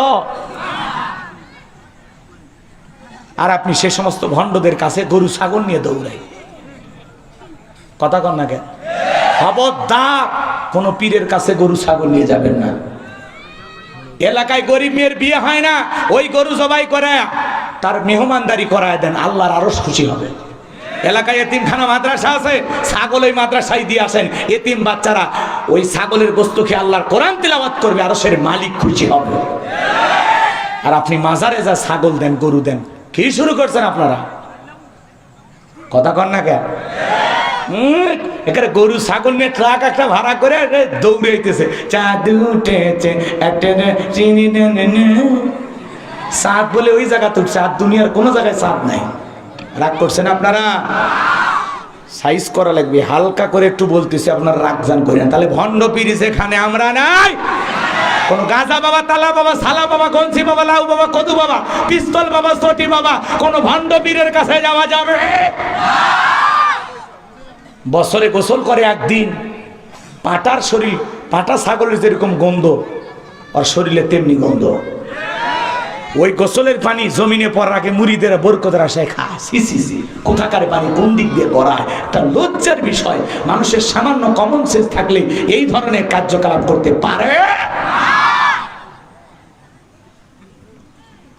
এরা নাকি সাধু বাবা, গোসল করে না, নাম দিয়েছে কি বাবা? সাধু বাবা। অপবিত্র শরীর ওর বলে সাধু। রাগ করতেছেন আপনারা? আমি জানি চাপায় এগুলো নাই, আলহামদুলিল্লাহ আপনারা অনেক সচেতন। চাপাই রাজশাহীর মানুষ অনেক সচেতন, এগুলো ভণ্ডামি এলাকায় নাই আমি জানি। তারপরে দুই একটা যদি থাকে, এগুলো বললে সাইজ হয়ে যাবে। কথা কোন ঠিক কিনা? আল্লাহ আমাদের বোঝার তৌফিক দান করো, জোরে বলুন আমিন। বীর ছিল শাহজালাল, শাহপরান, শাহ মাকদুম, বাইজিদ বোস্তামি, আব্দুল কাদের জিলানী, বড় বড় আল্লাহওয়ালাদের কারণে এই জমিনে ইসলামের প্রচার প্রসার হয়েছে। এটা নিঃসন্দেহে সত্য কথা, এটা অস্বীকার করার কোনো সুযোগ নাই। আছে বাজান? এই ফুরফুরে আল্লাহওয়ালা, বিভিন্ন আল্লাহওয়ালারা এসে তো আমাদেরকে নামাজ শিখাইছেন। কথা বলেন না কেন? আগে বাংলাদেশে মুসলমান বেশি ছিল না অমুসলিম? এখনো দেখেন না হরিপুর, নারায়ণপুর, কৃষ্ণপুর, রাধাপুর, এগুলো দ্বারা কি বোঝেন? এটা শিবগঞ্জ, কি বুঝতেছেন? এই জিনিসগুলো দেখে তো বোঝা লাগবে আগে অমুসলিমেরা বেশি ছিল। আলহামদুলিল্লাহ আল্লাহওয়ালাদের দাওয়াতের কারণে তাদের এই ময়দানে সুন্দর করে মানুষের কাছে যায়, দরদ ভরা কণ্ঠে বুঝানোর কারণে মানুষ দলে দলে কালেমা করে মুসলমান হয়েছে। আর বাংলাদেশে ৯৬% মুসলমান হয়েছে। আল্লাহু আকবার বলেন। আর একটু জোরে বলেন আল্লাহু আকবার। পীর ছিল শাহজালাল, খানকাই পীর, রাজপথে পীর, নারাই তাকবীর হুঙ্কার দিয়েছে, গৌর গোবিন্দ পালাইতে বাধ্য হয়েছে। ওরাও পীর ছিল, ওদের নামে মানুষ গান গায়, ওদের নামে গান গাইলে ইমানি শক্তি জাগে ওঠে। ওদের নামে গান ছিল না, ছুটে আয় শাহজালালের নির্ভীক সৈনিকেরা, খতম কর আবু জেহেলের। কথা বলে না, রাগ করতেছেন? ছুটে আয় শাহজালালের নির্ভীক সৈনিকেরা, খতম কর গোবিন্দেরই সেলা চামুন্ডা গোলা। ছুটে আয় শাহজালালের নির্ভীক সৈনিকেরা, খতম কর গোবিন্দেরই সেলা চামুন্ডা গোলা। শাহজালালের স্বপ্ন ছিল আল কোরআনের জ্বলবে আলো। এই স্বপ্ন আপনার আমার আছে না নাই? শাহজালালের স্বপ্ন ছিল আল কোরআনের জ্বলবে আলো। সেই আলো জ্বালিয়ে দিতে, সেই আলো ছড়িয়ে দিতে বিপ্লবেরই মশাল জ্বালা। ছুটে আয় শাহজালালের নির্ভীক সৈনিকেরা, খতম কর গোবিন্দেরই সেলা চামুন্ডা গোলা। জোরে বলেন মারহাবা। আর ওদের খালি ভণ্ডামি গান, বাতি নিভায় জিকির। আল্লাহ ওদের হেদায়েত দান করুক। আরেকটু জোরে কোন আমিন। আমার ভাইয়েরা, এইবার জনগণ ডেকে বলে বাদশাহ স্বপ্নে আপনি কি দেখেছেন এটা বলার ক্ষমতা আমাদের নাই। বাদশাহ বলে 7 দিনের আলটিমেটাম দিলাম, 7 দিনের মধ্যে স্বপ্নে কি দেখেছি সেই কথাও বলতে হবে, স্বপ্নের ব্যাখ্যাও বলতে হবে, না হলে আমি তোমাদের সবাইকে শুলিতে চড়াবো, ফাঁসি দিয়ে মারবো। এই কথা বলে জনগণকে ছাড়িয়ে দেওয়া হলো। বাজান গো আমার, এইবার জেলার জেলখানা দিয়ে ঘুরতেছে। আল্লাহর নবী দানিয়েল ডেকে বলে জেলার এই দিকে আসো। দেখে মনে হয় টেনশনে আসো, কি সমস্যা আমাকে বলো। বলো। এইবার ডেকে বলে শোনেন বাদশা স্বপ্নে কি যেন দেখেছে, আজকে জনগণের সামনে বলতে যাবে। যারা স্বপ্নের তাবির কারক, স্বপ্নের ব্যাখ্যা বলতে পারে, ওদের সামনে যা বাদশার স্বপ্নের কথা বলতে পারে নাই তাদেরকে 7 দিনের সময় বেঁধে দিয়েছে। 7 দিন পরে তারা না বলতে পারলে শুলিতে চড়াবে, ফাঁসি দিয়ে মারবে। আল্লাহর নবী দানিয়েল ডেকে বলে ও জেলাদ, তুমি যাও তোমার বাদশার কানের কাছে খবর পৌঁছায় দাও, তোমার বাদশা স্বপ্নে কি দেখেছে সেই স্বপ্নের কথাও আমি জানি, এই স্বপ্নের ব্যাখ্যা কি হবে দুইটাই আমি জানি। এইবার জেলার মারছে দৌড় যা বলে ও বাদশা আপনার আছে, সে আপনার স্বপ্নের কথাও জানে, স্বপ্নের ব্যাখ্যাও জানে। এইবার জালেম বাদশা বলতে না সরে ডেকে বলে বাজান কই, বাজানকে আমার কাছে নিয়ে আসো। ঠেলার নাম বাবাজি। কথা কয় না কেন? রাগ করতেছেন আপনারা? ওরা মুখ দিয়ে হঠাৎ করে উল্টাপাল্টা কথা বলে, রাজাকারের বাচ্চা এগুলো কথা বলে, পরে আবার বলে আমার কথাকে অপব্যাখ্যা করা হয়েছে। সোনারি কথা কয় না কেন? কথা বলার সময় মাথা ঠিক থাকে না, মরিচের দাম বেড়ে যায়। কয় আপনারা আগে ভাগে মরিচ কিনে শুকে রাখবেন, বস্তুর দাম বেড়ে যায়। কয় আপনারা কাঁঠালের বাগার খাবেন, বেগুনের দাম বেড়ে যায়। বলে মিষ্টি কুমড়া দিয়েও বেগুনের চপ বানানো যায়। কথা জনগণ চাই কম, আরে রানে করে তামাশা কথা বলে ঠিক কিনা? তেলের দাম বেড়ে যায়, কয় না বিশ্ববাজারে দাম বেশি, সব সিটারি করতো। কথা কন ঠিক কিনা? এক রাতে 50 টাকা ডিজেল পেট্রোলের দাম বাড়ায়, আর কমানোর সময় বলে বিশেষ বিবেচনায় 5 টাকা কমাইলাম। মনে হয় রাগ করছেন আপনারা? হ্যাঁ আমার ভাইরা কি বলবো, দুঃখের কথা আজও গেল না মনের ব্যথা, সামনের দিকে যায়। আমি যে কথা বলতে চাচ্ছিলাম গভীর মনোযোগ দিয়ে শুনবেন। এইবার জেলার যায় বলে বাদশা আপনাকে ডেকেছে। আল্লাহ নবী দানিয়েল ডেকে বলে জেলখানা থেকে বের হতে রাজি আছি, আমার 70,000 উম্মতকে আগে জেলখানা থেকে বের করে দাও, সবার শেষে আমি জেলখানা থেকে বের হব। নবীদের আদর্শ কারে বলে? আল্লাহু আকবার। নেতৃত্ব কিভাবে দিতে হয় নবীদের কাছ থেকে শিখতে হবে। আল্লাহু আকবার বলেন। বলতেছে আমি আগে জেলখানা থেকে বের হব না, আমার উম্মতদেরকে আগে জেলখানা থেকে বের করো। এই জন্য যে কোনো সে কোনো যেমন তেমন নেতার পিছনে স্লোগান দিন না। হ্যাঁ কথা কন না? ওই যে আপনি আমি যে কোনো নেতার পিছনে স্লোগান দেন, নেতা পাইছি এক খান, ট্যাবলেট খান, ট্যাবলেট খান, ট্যাবলেট খান, যেখানে আমরা আছি সেখানে ট্যাবলেট খান। কবরে আপনারা কেন পড়ে? নেতার পিছনে সে হবে কয় বল্টু ভাইয়ের চরিত্র ফুলের মতো পবিত্র, নামাজ পড়ে 1 ওয়াক্ত, গাঁজা খাই 5 ওয়াক্ত, ঘুমসিরিতে পাকা ভক্ত, শয়তানের 1 নম্বর ভক্ত, হুজুরদের জন্য খুবই শক্ত, সুশা খাই গরিবের রক্ত। ভোটের আগে পোস্টারের লেখা থাকে গরিবের বন্ধু, ভোট দিয়ে দেখেন গরিবের কয় নাম্বার শত্রু। নেতার মহাব্বত আর ভালোবাসা মিছিল করতে গেলেন চাপাই শহরে, পুলিশ এসে 100 জনকে ধরে নিয়ে গেল নেতা সহ। নেতার তো জেলখানা শ্বশুরবাড়ির মতো, সকালে ঢোকে বিকেলে বের হয়। নেতা যদি সত্যিকার নেতা হতেও আর বলতো এই যে রিক্সা চালক, ভ্যান চালক, মাঠে কাজ করা এই মানুষগুলো আমি নেতাকে মহাব্বত করে মিছিল করতে আসছে, আমার একটা কর্মী জেলখানায় থাকা অবস্থায় আমি জেলখানা থেকে বের হব না, আগে আমার এই কর্মীদের জেলখানা থেকে বের করার ব্যবস্থা করো। ওটা হলো সত্যিকারের নেতা। যে নেতা আপনার দুঃখে কাঁদবে আপনিও সেই নেতার দুঃখে কাঁদবেন, যে নেতা আপনার সুখে হাসবে আপনিও সুখে হাসবেন, যে নেতা আপনার বিপদে পাশে দাঁড়াবে আপনিও সেই নেতার বিপদে পাশে দাঁড়াবেন। কথা বলে ঠিক কি না? যেই নেতা স্বার্থপরের মতো আপনাকে ব্যবহার করে ওই স্বার্থপর নেতার গোলাম হওয়া যাবে না। গরিব কর্মী জেলখানায় যায়, মামলা মোকদ্দমা চালাইতে গিয়ে তার পরিবারের সর্বস্ব বিক্রি করে দেয়। কথা কম। আর বাংলাদেশে এমনও দল আছে, হ্যাঁ, যেই দলের লোক জেলখানায় গেলে বাকি ভক্তবিন্দু মহাব্বতের মানুষেরা ধান কাটে বাড়ি তুলে দিয়ে আসে। কথা বলে না কেন? সেই নেতার পিছনে স্লোগান দেবেন।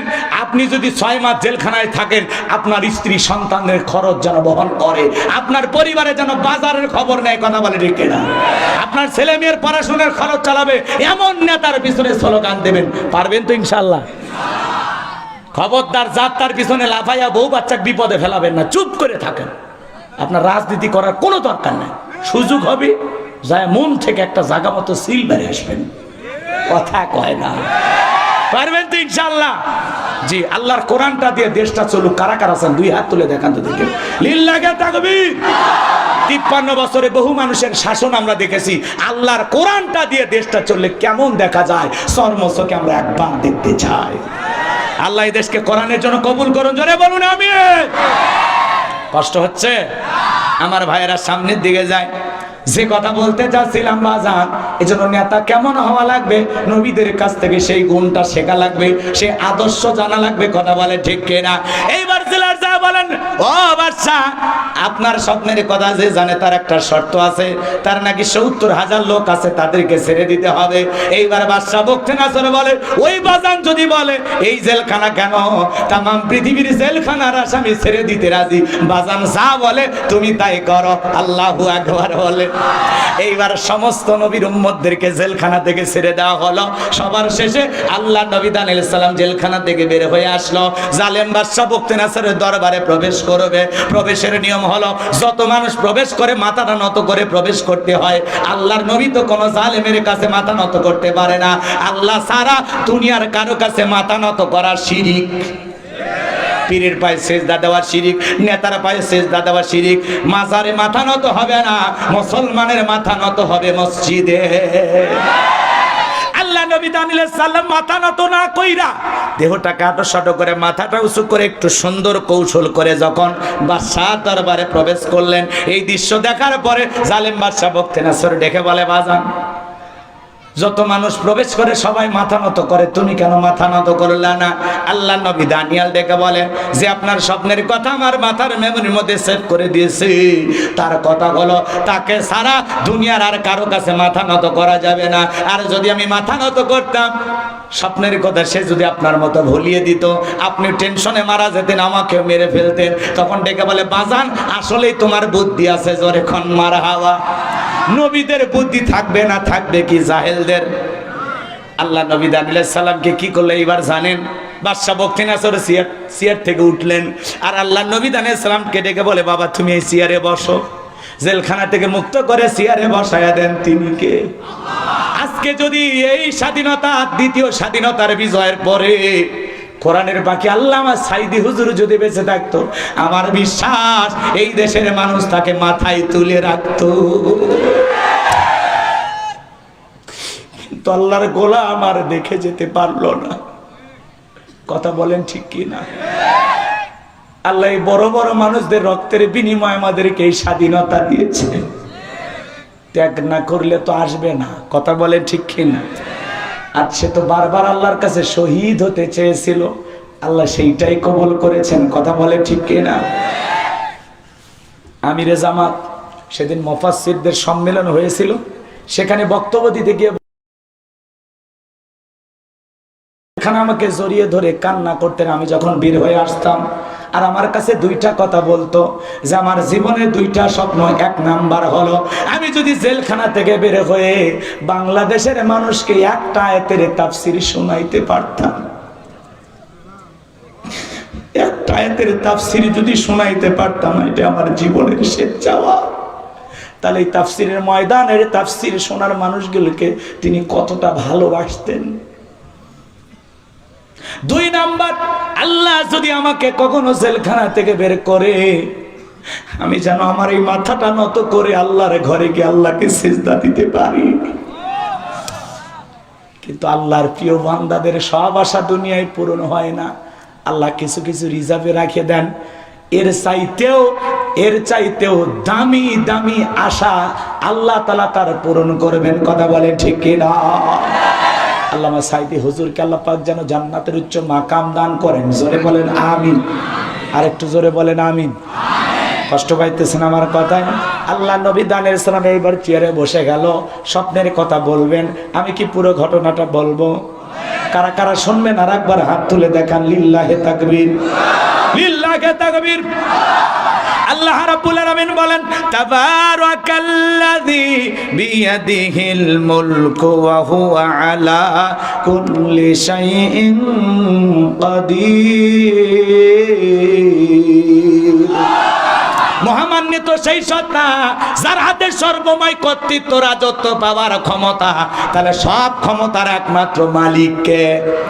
যারা বলবে ক্ষমতার উৎস জনগণ, এটা ডাহা মিথ্যা কথা, পাম দিয়া ফোলাই। ক্ষমতার উৎস কে?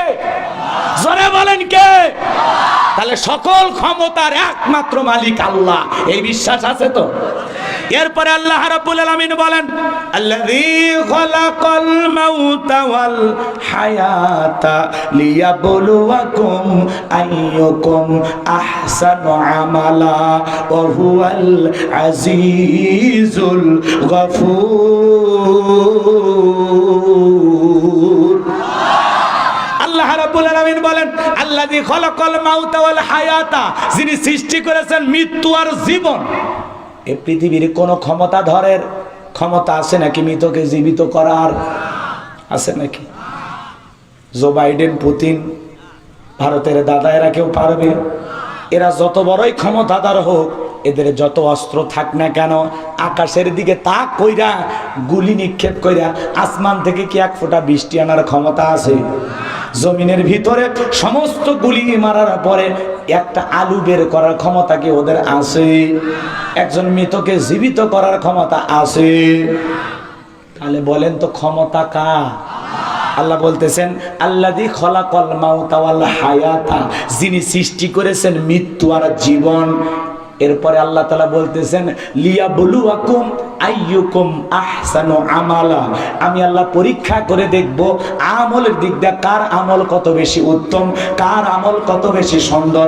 যার আমল সুন্দর তার আখিরাত সুন্দর, যার আমল ভালো তার আখিরাত ভালো, যার আমল খারাপ পুরো আখিরাতটাই বরবাদ। কথা বলেন ঠিক কিনা? তাহলে আল্লাহ আয়াতের শুরুতে কি বলেছেন একটু লক্ষ্য করেন। আল্লাহ তাআলা বলেন, আল্লাযী খালাকাল মাউতা ওয়াল হায়াতা, যিনি সৃষ্টি করেছেন মৃত্যু আর জীবন। আল্লাহ সর্বপ্রথম মৃত্যুর কথা কেন বললেন? এ বাজান গো আমার, এই দুনিয়াতে আসার একটা সিরিয়াল আছে। দাদা আসছে, দাদার পরে বাবা আসছে, বাবার পরে আমি আসলাম, আমার পরে আমার সন্তানেরা আসলো। কিন্তু যাওয়ার বেলায় দাদার আগে নাতি চলে যায়, বাবার আগে ছেলে চলে যায়, বাবার কাঁধে সন্তানের লাশ। এটা দুনিয়ার সব চাইতে ভারী বোঝা।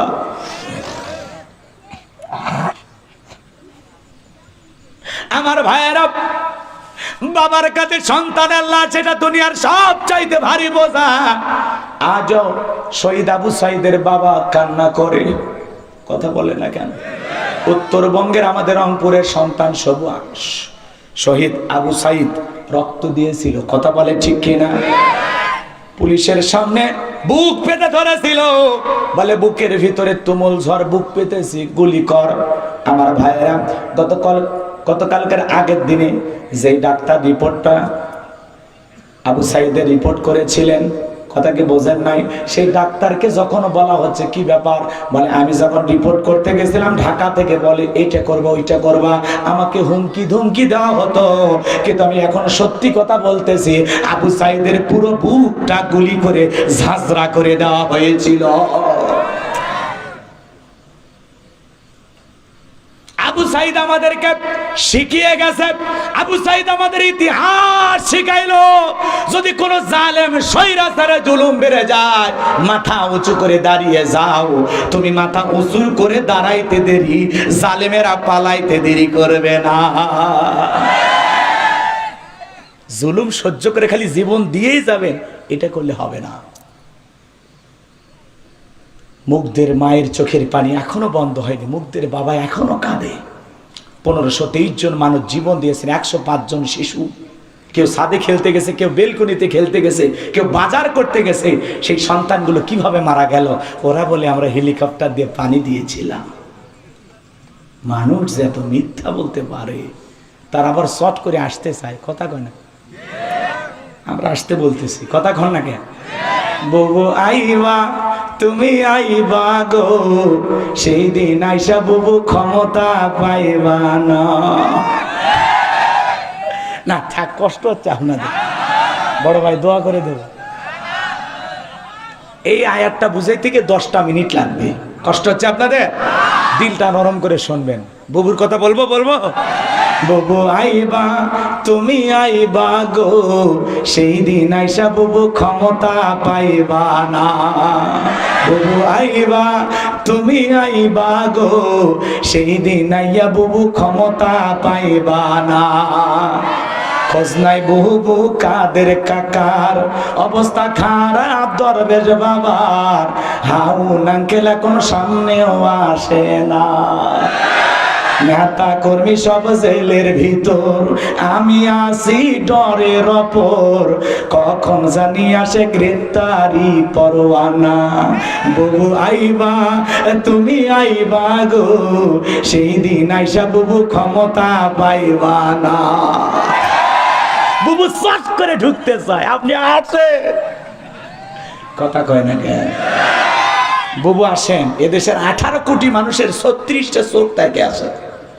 18 কোটি মানুষের 36 কোটি চোখ তাকে আছে আপনাকে এক নজর দেখার জন্য।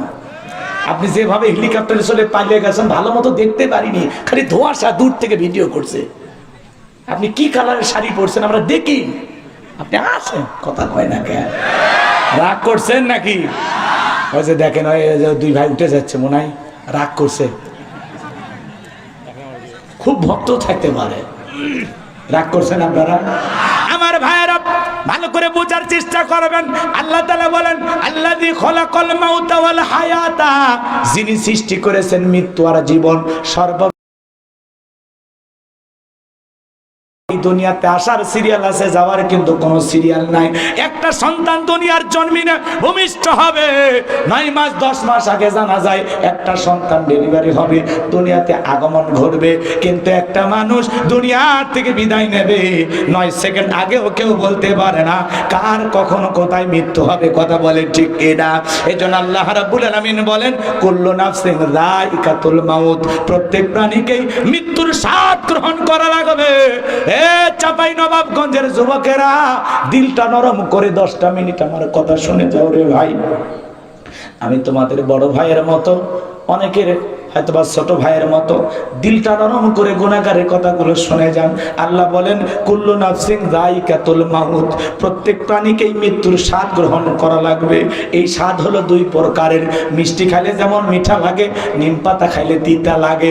যারা ঈমানদার তারা দুনিয়ার জমিন থেকে মৃত্যুবরণ করবে। মায়ের কোলে দুধ পান করতে করতে শিশুটা যেমন ঘুমের মধ্যে চলে যায়, ঈমানদাররা তেমনি ভাবে বিদায় নেবে, টেরও পাবে না। বলুন সুবহানাল্লাহ। মৃত্যু সবচাইতে সহজ মৃত্যু হলো শহীদের মৃত্যু। একটা পিপিলিকা সিমটি কাটলে যেমন ব্যথা লাগে, যারা আল্লাহ রাস্তায় শহীদ হয় তাদের মৃত্যুটা তেমনি। বলেন আল্লাহু আকবার।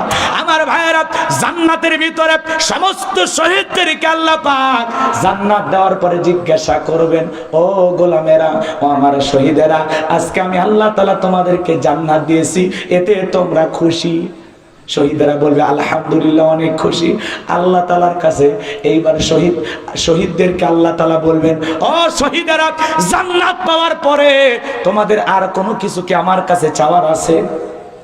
শহীদেরা তখন বলবে, আল্লাহ জান্নাতে সব পাইছি গো মালিক, কোনো কিছু চাওয়ার নাই।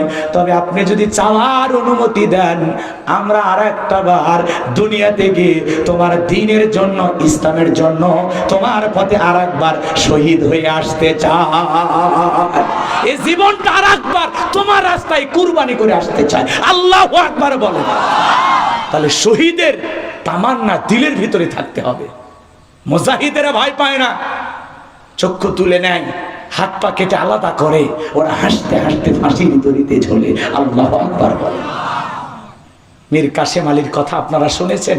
ফাঁসির যখন অর্ডার বলল আর 3 ঘন্টা পরে আপনার ফাঁসি, বলে আমি 2 ঘন্টা ঘুমাবো। কি বলে?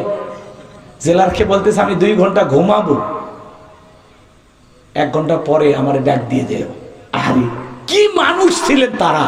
ফাঁসি হবে 3 ঘন্টা পরে, এই মানুষের ঘুম কেমনে আসে? জেলার তখন বলতেছে আমি যাই দেখি সত্যি সত্যি মীর কাসেম আলী আহারে নাক ডেকে ঘুমাচ্ছেন, আমি তার নাকের শব্দ শুনতে পাচ্ছি। আল্লাহু আকবার। ঠিক 2 ঘন্টা পরে উঠলেন, আহারে ওযু বানাইলেন, সালাত আদায় করলেন।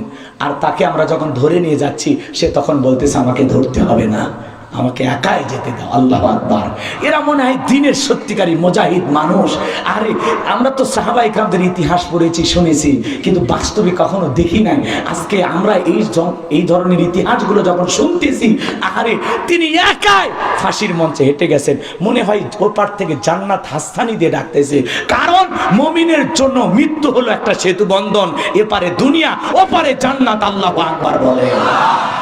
মীর কাসেম আলী হাসতে হাসতে ফাঁসির দড়িতে ঝুললেন, নিজামী হাসতে হাসতে ফাঁসির দড়িতে ঝুললেন। পরিবারের লোকদেরকে বলে, ধৈর্য ধারণ করো, এটা তোমার পরীক্ষা চলতেছে, তোমরা কেউ আমাকে নিয়ে টেনশন করো না, আমি অনেক ভালো আছি, অনেক ভালো আছি। আল্লাহু আকবার বলেন।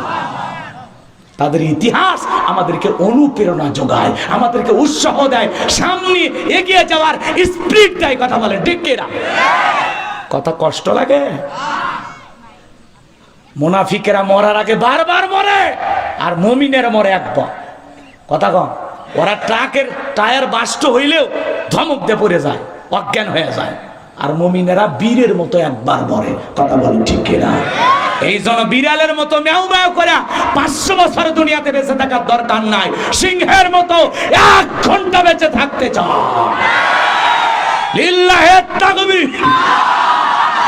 আল্লাহ তাআলা বলেন, আল্লাযী খালাকাল মাউতা ওয়াল হায়াতা, যিনি সৃষ্টি করেছেন মৃত্যু আর জীবন। সর্বপ্রথম আল্লাহ তাআলা মৃত্যুর কথা বলেছেন। দিলটা নরম করে কথাগুলো শুনে যান। তাহলে মৃত্যুর স্বাদ 2 প্রকারের। ঈমানদারদের মৃত্যু হলো মিঠা, তারা দুনিয়ার জমিন থেকে বিদায় নেবে, টেরও পাবে না। কিন্তু যারা বেঈমান নাফরমান আল্লাহর অবাধ্য গোলাম, এরা যখন মৃত্যুবরণ করবে, বাজান গো আমার, দেখেন না কত মানুষ পা থেকে মাথা পর্যন্ত রুহুটা ছটফট করবে, পেশাব পায়খানা করে, চোখগুলো বড় বড় করে, গালি দিতে দিতে মারা যায়। কত মানুষ দেখেন না 6 মাস আগে জবানটা বন্ধ হয়ে যায়, শরবত বানায় মুখে দিলে গাল চিবে বেয়ে পড়ে যায়, খাওয়ারও শক্তি থাকে না। এ যুবক, রং তামাশাই মেতে আসো রে যুবক, তুমি তো জানো না রে যুবক, যেখানে থাকো, যে অবস্থায় থাকো, তোমার মৃত্যু আসবে। আইনামা তাকুনু ইদরিকুমুল মাউতু ওয়ালাউ কুনতুম ফি বুরুজিম মুশাইয়াদা। সূরা নিসার 78 নম্বর আয়াত। আল্লাহ ডেকে বলেন, যেখানে থাকো, যে অবস্থায় থাকো, মৃত্যু তোমাদেরকে ধরবে।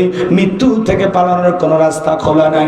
মৃত্যু এটা চিরন্তন সত্য কথা, বেঁচে আছে এটাই অস্বাভাবিক, মৃত্যু হবে এটাই স্বাভাবিক। সকল ধর্মের মানুষ বিশ্বাস করে মৃত্যু একদিন হবে। কথা বলেন ঠিক কিনা? মরণ হবে, এটা সকল ধর্মের মানুষ বিশ্বাস করে। আমার ভাইয়েরা রে, এ তরুণ যুবকেরা, দিলটা নরম করে গুনাহগারের কথাগুলো শুনে যাও।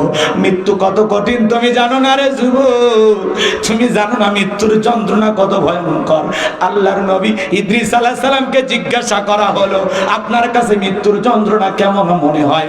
আল্লাহ নবী ইদ্রিস আলাইহিস সালাম ডেকে বলে, জ্যান্ত ছাগলের গা থেকে চামড়া খসাইলে ছাগলের যেমন কষ্ট হয়, আমার কাছে মৃত্যুর যন্ত্রণা তার চাইতে বেশি কষ্টকর মনে হয়।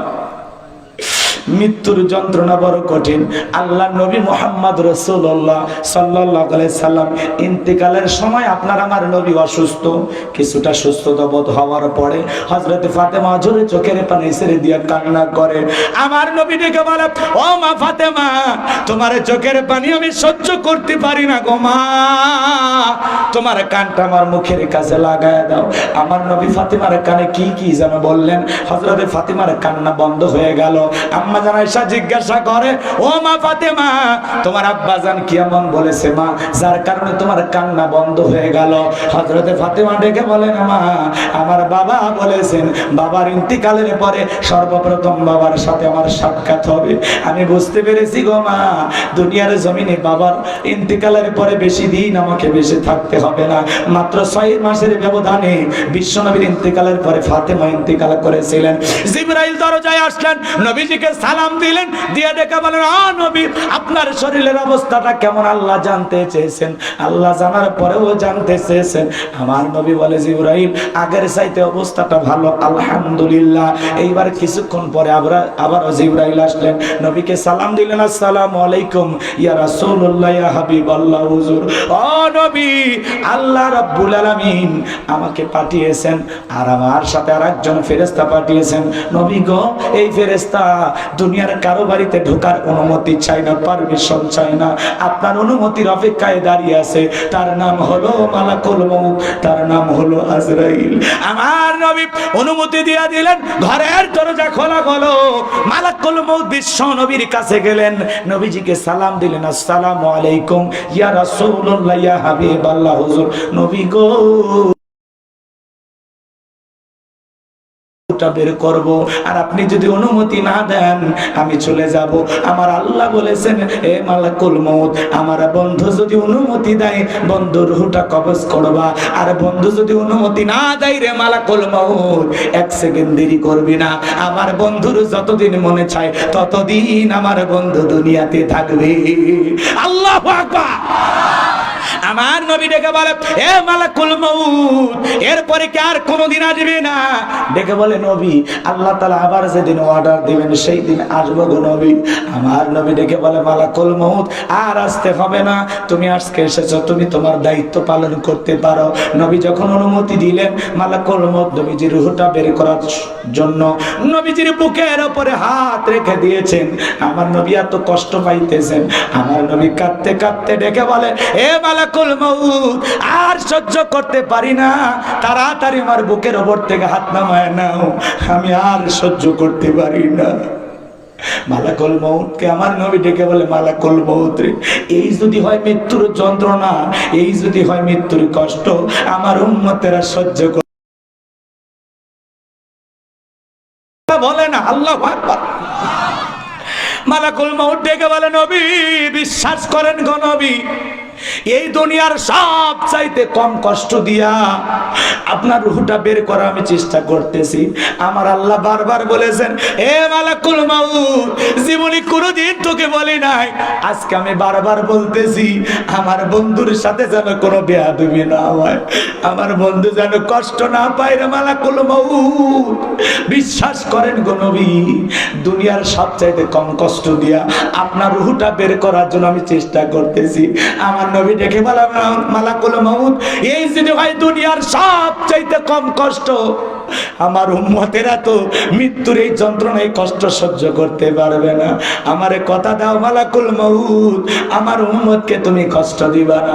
মালাকুল মউত দেখে বলে, নবী আপনার রেখে যাওয়া আদর্শ যারা ধারণ করবে, পালন করবে, আপনার আদর্শ মোতাবেক যারা চলবে, ও নবী যারা কোরআন সুন্নাহ মোতাবেক চলবে গো নবী, ও নবী, ও নবী, আপনার কাছে আমি কথা দিলাম গো নবী, সেই সমস্ত মুমিনদের রূহটা বের করার সময়, জানটা কবজ করার সময় আমি ইহসান করব গো নবী, ইহসান করব।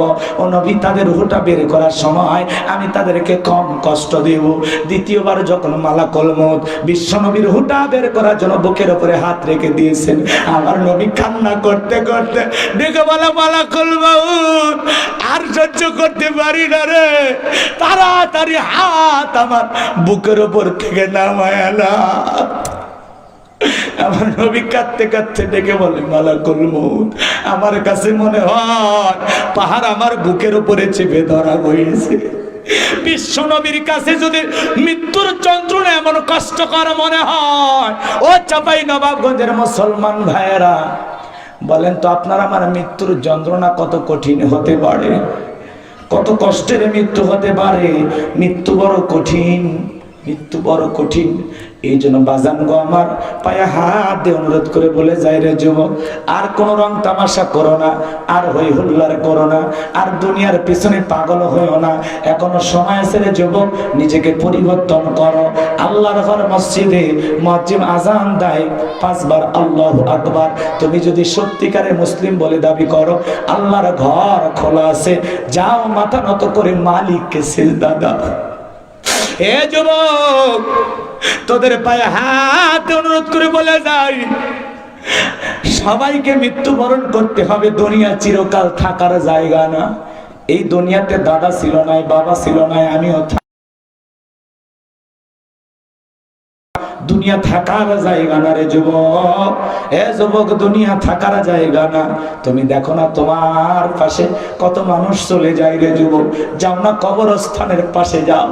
মনটা যখন বেশি দাম্ভিকতা অহংকার হয়ে যায়, যাও কবরস্থানের পাশে দাঁড়াও, তাকায় দেখো ওই কবরস্থানে কত বৃদ্ধ মানুষ শায়িত, কত তরুণ যুবক তোমার মতো যুবক শায়িত, কত শিশু বাচ্চা ওই কবরস্থানে শায়িত। যাও না যুবক ওই কবরস্থানটা ঘুরে আসো, দেখবা অন্তরের অহংকার কমে যাবে, আল্লাহর ভয় অন্তরে পয়দা হবে। কথা বলেন ঠিক কিনা?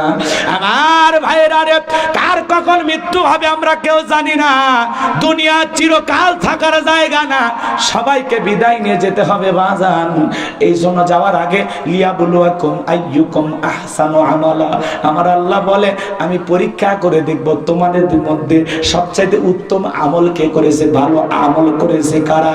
যার আমল ভালো তার আখিরাত ভালো। বিশ্বনবী বলেছেন ক্বালা রাসূলুল্লাহ সাল্লাল্লাহু আলাইহি সাল্লাম ইন্নামাল কুবরু রাউযাতুম মিন রিয়াদিল জান্নাহ আও হুফরাতুম মিন হুফারিন নার। রাহু তিরমিজি শরীফের দ্বিতীয় খণ্ডের 73 নম্বর পৃষ্ঠার হাদিস। বিশ্বনবী মুহাম্মদ রাসূলুল্লাহ সাল্লাল্লাহু আলাইহি সাল্লাম বলেছেন ইন্নামাল কুবরু রাউযাতুম মিন রিয়াদিল জান্নাহ। যারা আমল ভালো, যে নেক আমল করে কবরে যাবে, যে নেক আমল করে কবরে যাবে, সে কবরে যাইতে দেরি ওই নেক আমলকারী বান্দার জন্য কবরটা জান্নাতের বাগান হয়ে যাবে। বলুন সুবহানাল্লাহ। যারা নেক আমল করে কবরে যাবে তার কবরটা হয়ে যাবে ফুলের বাগান। কথা বলে ঠিক কি না? কিন্তু যারা গুনাহ করবে, অপরাধ করবে, খাও দাও ফুর্তি করো, দুনিয়াটা মস্ত বড় রং তামাশায় মেতেছিল, আল্লাহর অবাধ্য গোলাম গুনাহগার নাফরমানেরা যখন কবরে যাবে, ওই কবরটা হয়ে যাবে আও হুফরাতুম মিন হুফারিন নার, তার কবর হয়ে যাবে জাহান্নামের আগুনের গর্ত। এই জাহান্নামের আগুনের গর্তের গভীরতা কত? জিবরাইল নবীজির কাছে এসে বলে নবী এই মুহূর্তে একটা আওয়াজ হইল, আপনি কি শুনতে পাইছেন? আমার নবী বলে হ্যাঁ আমি শুনতে পেয়েছি। জিবরাইল বলে নবী আজ থেকে 70 বছর আগে আল্লাহ জাহান্নামের গর্তের মুখে একটা পাথর ছেড়ে দিয়েছে গো নবী, এই মাত্র জাহান্নামের তলদেশে গিয়ে ওই পাথরটা পৌঁছাইলো। চিন্তা করেন বাজান, একটা পাথর ছেড়ে দিলে 70 বছর যদি সময় লাগে নিচে পড়তে, আল্লাহ না করুক, আল্লাহ না করুক আপনার আমার অপরাধের কারণে, গুনাহের কারণে আসমান জমিনের মালিক আল্লাহ যদি বেজার হইয়া একবার জাহান্নামের আগুনের গর্তে ফেলে দেয়, আপনার আবার বাঁচার কিন্তু কোনো উপায় নাই। ইন্নাহা সাআত মুস্তাকার ওয়া মুকামা, নিশ্চয়ই আবাসস্থল হিসাবে, বসতির জায়গা হিসাবে ওই জাহান্নাম হলো নিকৃষ্টতম একটা স্থান। জাহান্নাম সুখের জায়গা না। হে যুবক, তোমরা কেউ জাহান্নামে যাও আমি চাই না রে যুবক, তোমাদের পা দুটো আগায়া দাও, আমি তোমাদের পা ধরে বলি রে যুবক এখনো সময় আছে, যাও মসজিদে গিয়ে মাথা মতো করে সালাত আদায় করো, আমল করো, আমল করো রে যুবক। তুমি যদি 7 দিনের সফরে কক্সবাজারে যাও, তোমার একটা ব্যাগ থাকে, ওই ব্যাগের ভিতরে তোমার প্রয়োজনীয় কাপড় থাকে, মোবাইল থাকে, চার্জার থাকে, প্রেমিকার ডায়েরি থাকে। কথা বলেন ঠিক কি না? 7 দিনের সফরের জন্য আপনার আমার একটা ব্যাগের প্রস্তুতি থাকে। আমার ভাইরা রে, আপনি আমি পরকাল নামের সফরে যাব, কবর নামক সফরে যাব। দেখো তোরে যুবক, মৃত্যু আসার আগে 2টা মিনিট বালিশে মাথা রেখে চিন্তা করো, মনে করো একটা আমল নামার ব্যাগ, ওই ব্যাগের ভিতরে নামাজ আছে কিনা, রোজা আছে কিনা, হজ আছে কিনা, যাকাত আছে কিনা, দান খয়রাত আছে কিনা, পিতামাতার খেদমত করেছো কিনা, বিবির হক আদায় করেছো কিনা, পাড়া প্রতিবেশীর সাথে ভালো ব্যবহার করেছো কিনা, এই জমিনে যেভাবে চলার কথা ছিল সেইভাবে চলতে পেরেছো কিনা। যুবক রে, আল্লাহর আদালতে হিসাব দেওয়ার আগে, আখিরাতে মালিকের বিচারের মুখোমুখি হওয়ার আগে আপনার আমার জীবনের হিসাব দুনিয়াতে কিছুক্ষণ করে যাওয়ার দরকার আছে না না। এই জন্য আল্লাহ রাব্বুল আলামিন বলেন বাল তুসিরুনাল হায়াতাদ দুনিয়া ওয়াল আখিরাতু খায়রুন ওয়া বাকা, তোমরা দুনিয়ার জীবনকে প্রাধান্য দিচ্ছ, অথচ দুনিয়ার জিন্দেগি হলো ক্ষণস্থায়ী, আখিরাতের জিন্দেগি হলো চিরস্থায়ী। যেই জীবনের শুরু আছে শেষ নাই। যুবক রে, ওই একা একা অন্ধকার কবরে কেমনে থাকবা? যেই কবরের উপরে বাঁশের বিছানা, কবরের উপরে মাটি দিয়া দেবে, কবর হবে ঘোর অন্ধকার, ডানে মাটি বামে মাটি, মাটির হবে বিছানা, ওপরেতে বাঁশের ছাউনি, কবর নাম তার ঠিকানা। একা একা কেমনে কবরে থাকবা, কবরের প্রথম রাত কিভাবে কাটবে রে যুবক, একটু চিন্তা করার দরকার আছে না নাই? এই জন্য আল্লাহ তাআলা বলেন আলহাকুমুত তাকাসুর হাত্তা যুরতুমুল মাকাবির। দুনিয়ার মানুষ প্রাচুর্যের প্রতিযোগিতায়, সম্পদের প্রতিযোগিতায় পাগল হয়ে গেছে। সাইকেল আছে কয় মোটর সাইকেল হলে ভালো হয়, মোটর সাইকেল আছে বলে 4 চাকা হলে ভালো হয়, 1 বিঘা জমি কয় 2 বিঘা হলে ভালো হয়, 2 বিঘা হলে কয় 10 বিঘা হলে ভালো হয়, ব্যাংকে 10 লাখ টাকা আছে বলে 1 কোটি হলে ভালো হয়, মেম্বার চাই চেয়ারম্যান হইতে, চেয়ারম্যান চাই এমপি হইতে, এমপি চাই মন্ত্রী হতে, মন্ত্রী চাই প্রধানমন্ত্রী হতে। এই যে দুনিয়ার লোভ লালসা, দুনিয়াটা একটা মায়াজাল, খেলতামাশার জায়গা। কথা বলেন ঠিক কি না আমার ভাইয়েরা? এই দুনিয়ার মায়াজাল আপনাকে আমাকে আঁকড়ে ধরেছে। দুনিয়ার চাকচিক্য, সৌন্দর্য, রং তামাশা আপনাকে আমাকে পাগল বানাইছে। এই জন্য আমরা আল্লাহকে ভুলে গেছি। আল্লাহ বলতেছেন দুনিয়ার সম্পর্কে প্রতিযোগিতা, প্রাচুর্যের প্রতিযোগিতা তোমাদেরকে আল্লাহ বিমুখ করে রেখেছে। এই দুনিয়ার সম্পদের প্রতিযোগিতা থামবে কখন? হাত্তা যুরতুমুল মাকাবির। যেদিন আপনি আমি কবরে যাব, ওই কবরের মাটি যেদিন আপনার আমার মুখের ভিতরে প্রবেশ করবে, সেদিনই দুনিয়ার লোভ লালসা মিটে যাবে। ওই কবরের মাটি বনি আদমের মুখে ঢোকার আগ পর্যন্ত বনি আদমের লোভ লালসা কমবে না। তাহলে ওই কবরে যাওয়ার আগে কারা কারা নেক আমল করবেন? 2 হাত তুলে মালিককে দেখান। আল্লাহ আমাদের সবাইকে নেক আমল করা তৌফিক দান করুন। 5 ওয়াক্ত সালাত আদায় করব তো ইনশাআল্লাহ। হে যুবক, মাদক সেবন করা যাবে? কথা কয় না। মাদক, ইয়াবা, ফেন্সিলের, গাঁজা, মদ হাত দিয়ে টাচ করবা? আল্লাহ আমাদের হেদায়েতের জন্য আজকের মাহফিল কবুল করুন। আরেকটু জোরে বলেন আমিন। যুবকদের আয়োজন আল্লাহ কবুল করুন, জোরে বলেন আমিন। হাত নামান। এ যুবক, যারা ইয়াবা, ফেন্সিল, গাঁজা, মদ খায়, শরাব পানকারী যারা, এরা জান্নাতে প্রবেশ করতে পারবে না। এই জন্য যুবক, এখনো সময় আছে, পরিবর্তন হয়ে যাও। ইয়াবা, ফেন্সিল, গাঁজা, মদ এগুলো খায়া কি লাভ? যারা নেশা করে সমাজের মানুষ তাদেরকে টোকাই বলে, টোকাই বলে। কি বলে? নেশাখোরকে মানুষকে দাম দিতে চায় না। নেশাখোর যারা নেশাদ্রব্য পান করে, এরা ভালো স্বামী হতে পারে না, ভালো বাবা হতে পারে না, এরা সমাজের ভালো মানুষ হতে পারে না। কথা বলেন ঠিক কিনা? যেন তোমাদের পায়ে হাত দিয়ে অনুরোধ করি, ওই ইয়াবা, ফেন্সিল, গাঁজা, মদ না খাইয়া ওই টাকা জমাইয়া যদি প্রত্যেক মাসে একটা করে বউকে 3 পিস কিনে দিতে পারো, অন্তত 12টা মাসে 12 রাত বাসর রাখতে পারো। কথা বোঝে না? হ্যাঁ, প্রত্যেকটা মাসে একটা করে 3 পিস বউ কিনে দেবেন, দেখবেন কি খুশি হয় পাগলি, দেখবেন কি খুশি হয়। বোঝে না, বোঝে না, সব বুঝান লাগবে। হ্যাঁ হ্যাঁ, কষ্ট হচ্ছে আপনাদের? বিরক্ত হয়েছেন? যতটুকু আলোচনা হয়েছে, রাত্রি 12টা পার হয়ে গেছে। বক্তা শ্রোতা সবাইকে আল্লাহ পাক আমল করা তৌফিক দান করুন, জোরে বলুন আমিন। না না, মা বোনের এমনি ভালো আসা ভাই, মা বোনেরা তো পর্দা করে, তাই না? মা বোন যারা বসে আছেন, মা 4টে আমলে 8টা জান্নাতের দরজা খোলা। ভাই বসেন বসেন, 2 দিনের মাহফিল শেষ। যে অনেকে দোয়া চেয়েছেন, সকলের জন্য আমরা দোয়া করবো। কষ্ট হচ্ছে নাকি আপনাদের? 4টে আমলে 8টা জান্নাতের দরজা খোলা। 1 নাম্বার হলো 5 ওয়াক্ত সালাত, 2 নাম্বার হলো রোজা, 3 নাম্বার হলো স্বামীর খেদমত, 4 নাম্বার হলো ফরজ পর্দা। এই 4টা আমলেই মা বোনদের 8টা জান্নাতের দরজা খোলা। যে কোনো দরজাতে তারা জান্নাতে প্রবেশ করবে, বলেন সুবহানাল্লাহ। কিন্তু মা বোনেরা 5 ওয়াক্ত সালাত সঠিকভাবে আদায় করে না। জোহর পরে আসরের সময়, আসর পরে মাগরিবের সময়, আর মাগরিবের সময় হাঁসের বাচ্চা, মুরগি, গরু, ছাগল তুলবের যায়, এই টেনশনে মাগরিব শেষ। কথা কয় না ভাই? আর এশার সালাতের সময় স্টার জলসা, জি বাংলা সিরিয়ালের নেশায় ধ্বংস করছে সোনার বাংলা। আর রমজান মাসের রোজা, রোজার বেলায় মা বোনেরা শক্ত, কারণ মাঝে মাঝে রাগ করে 3 দিন ভাত খায় না। কথা কয় না? মা বোনেরা কিন্তু না খেয়ে থাকতে পারে, এজন্য রোজা খুব পালন করে, স্বামীর খেদমত ঠিক মতো করতে চায় না। এর পেছনে আপনি আমি দায়ী। কথা কয় না? বউকে যত্নে রাখা লাগবে, শাসনে রাখা লাগবে, আদরে রাখা লাগবে। কথা কয় না? আপনি বেশি বাড়তে দেবেন, অবস্থা খারাপ হয়ে যাবে। এই জন্য একটু সীমানার ভিতরে রাখবেন। সীমা লঙ্ঘনকারী হলে হবে না। বিবিকে বেশি বাড়াবাড়ি করতে দেবেন না, একটু শাসনে রাখবেন, আদরের শাসনে। কষ্ট হচ্ছে আপনাদের? আচ্ছা, এই যে এদিক 2টা ঘটনা বলতে চাইছিলাম, বলবো? ওইদিকে তো আপনাদের খেয়ালই নাই, যেহেতু রাত 12টা পার হয়ে গেছে, আমি আর যেতে চাই না। আচ্ছা, এদিকে খেয়াল করেন, হযরত আলীর কথাটা শুধু 1 মিনিটে শেষ করে দিই, এটা শেষ প্রান্তে এসে গেছে। শোনেন, হযরত আলী বলতেছে, এই মক্কার মুহাজির আমর, তোর যদি সাহস থাকে দাগটা পার হয়ে যা। 1 পা সামনে আসে, 3 পা পিছনে যায়। আল্লাহু আকবার বলেন। এমত অবস্থায় হযরত আলী তাকায় দেখে তার কাঁধে থাকা 3.5 মণ ওজনের তরবারি আল্লাহ কাঠের তক্তা বানাইছে। সুবহানাল্লাহ বলবেন না? এইবার যখনই দাগ বরাবর পা ফেলাইছে, হযরত আলী তরবারি শুধুমাত্র কাঁধে ঠেকাইছে।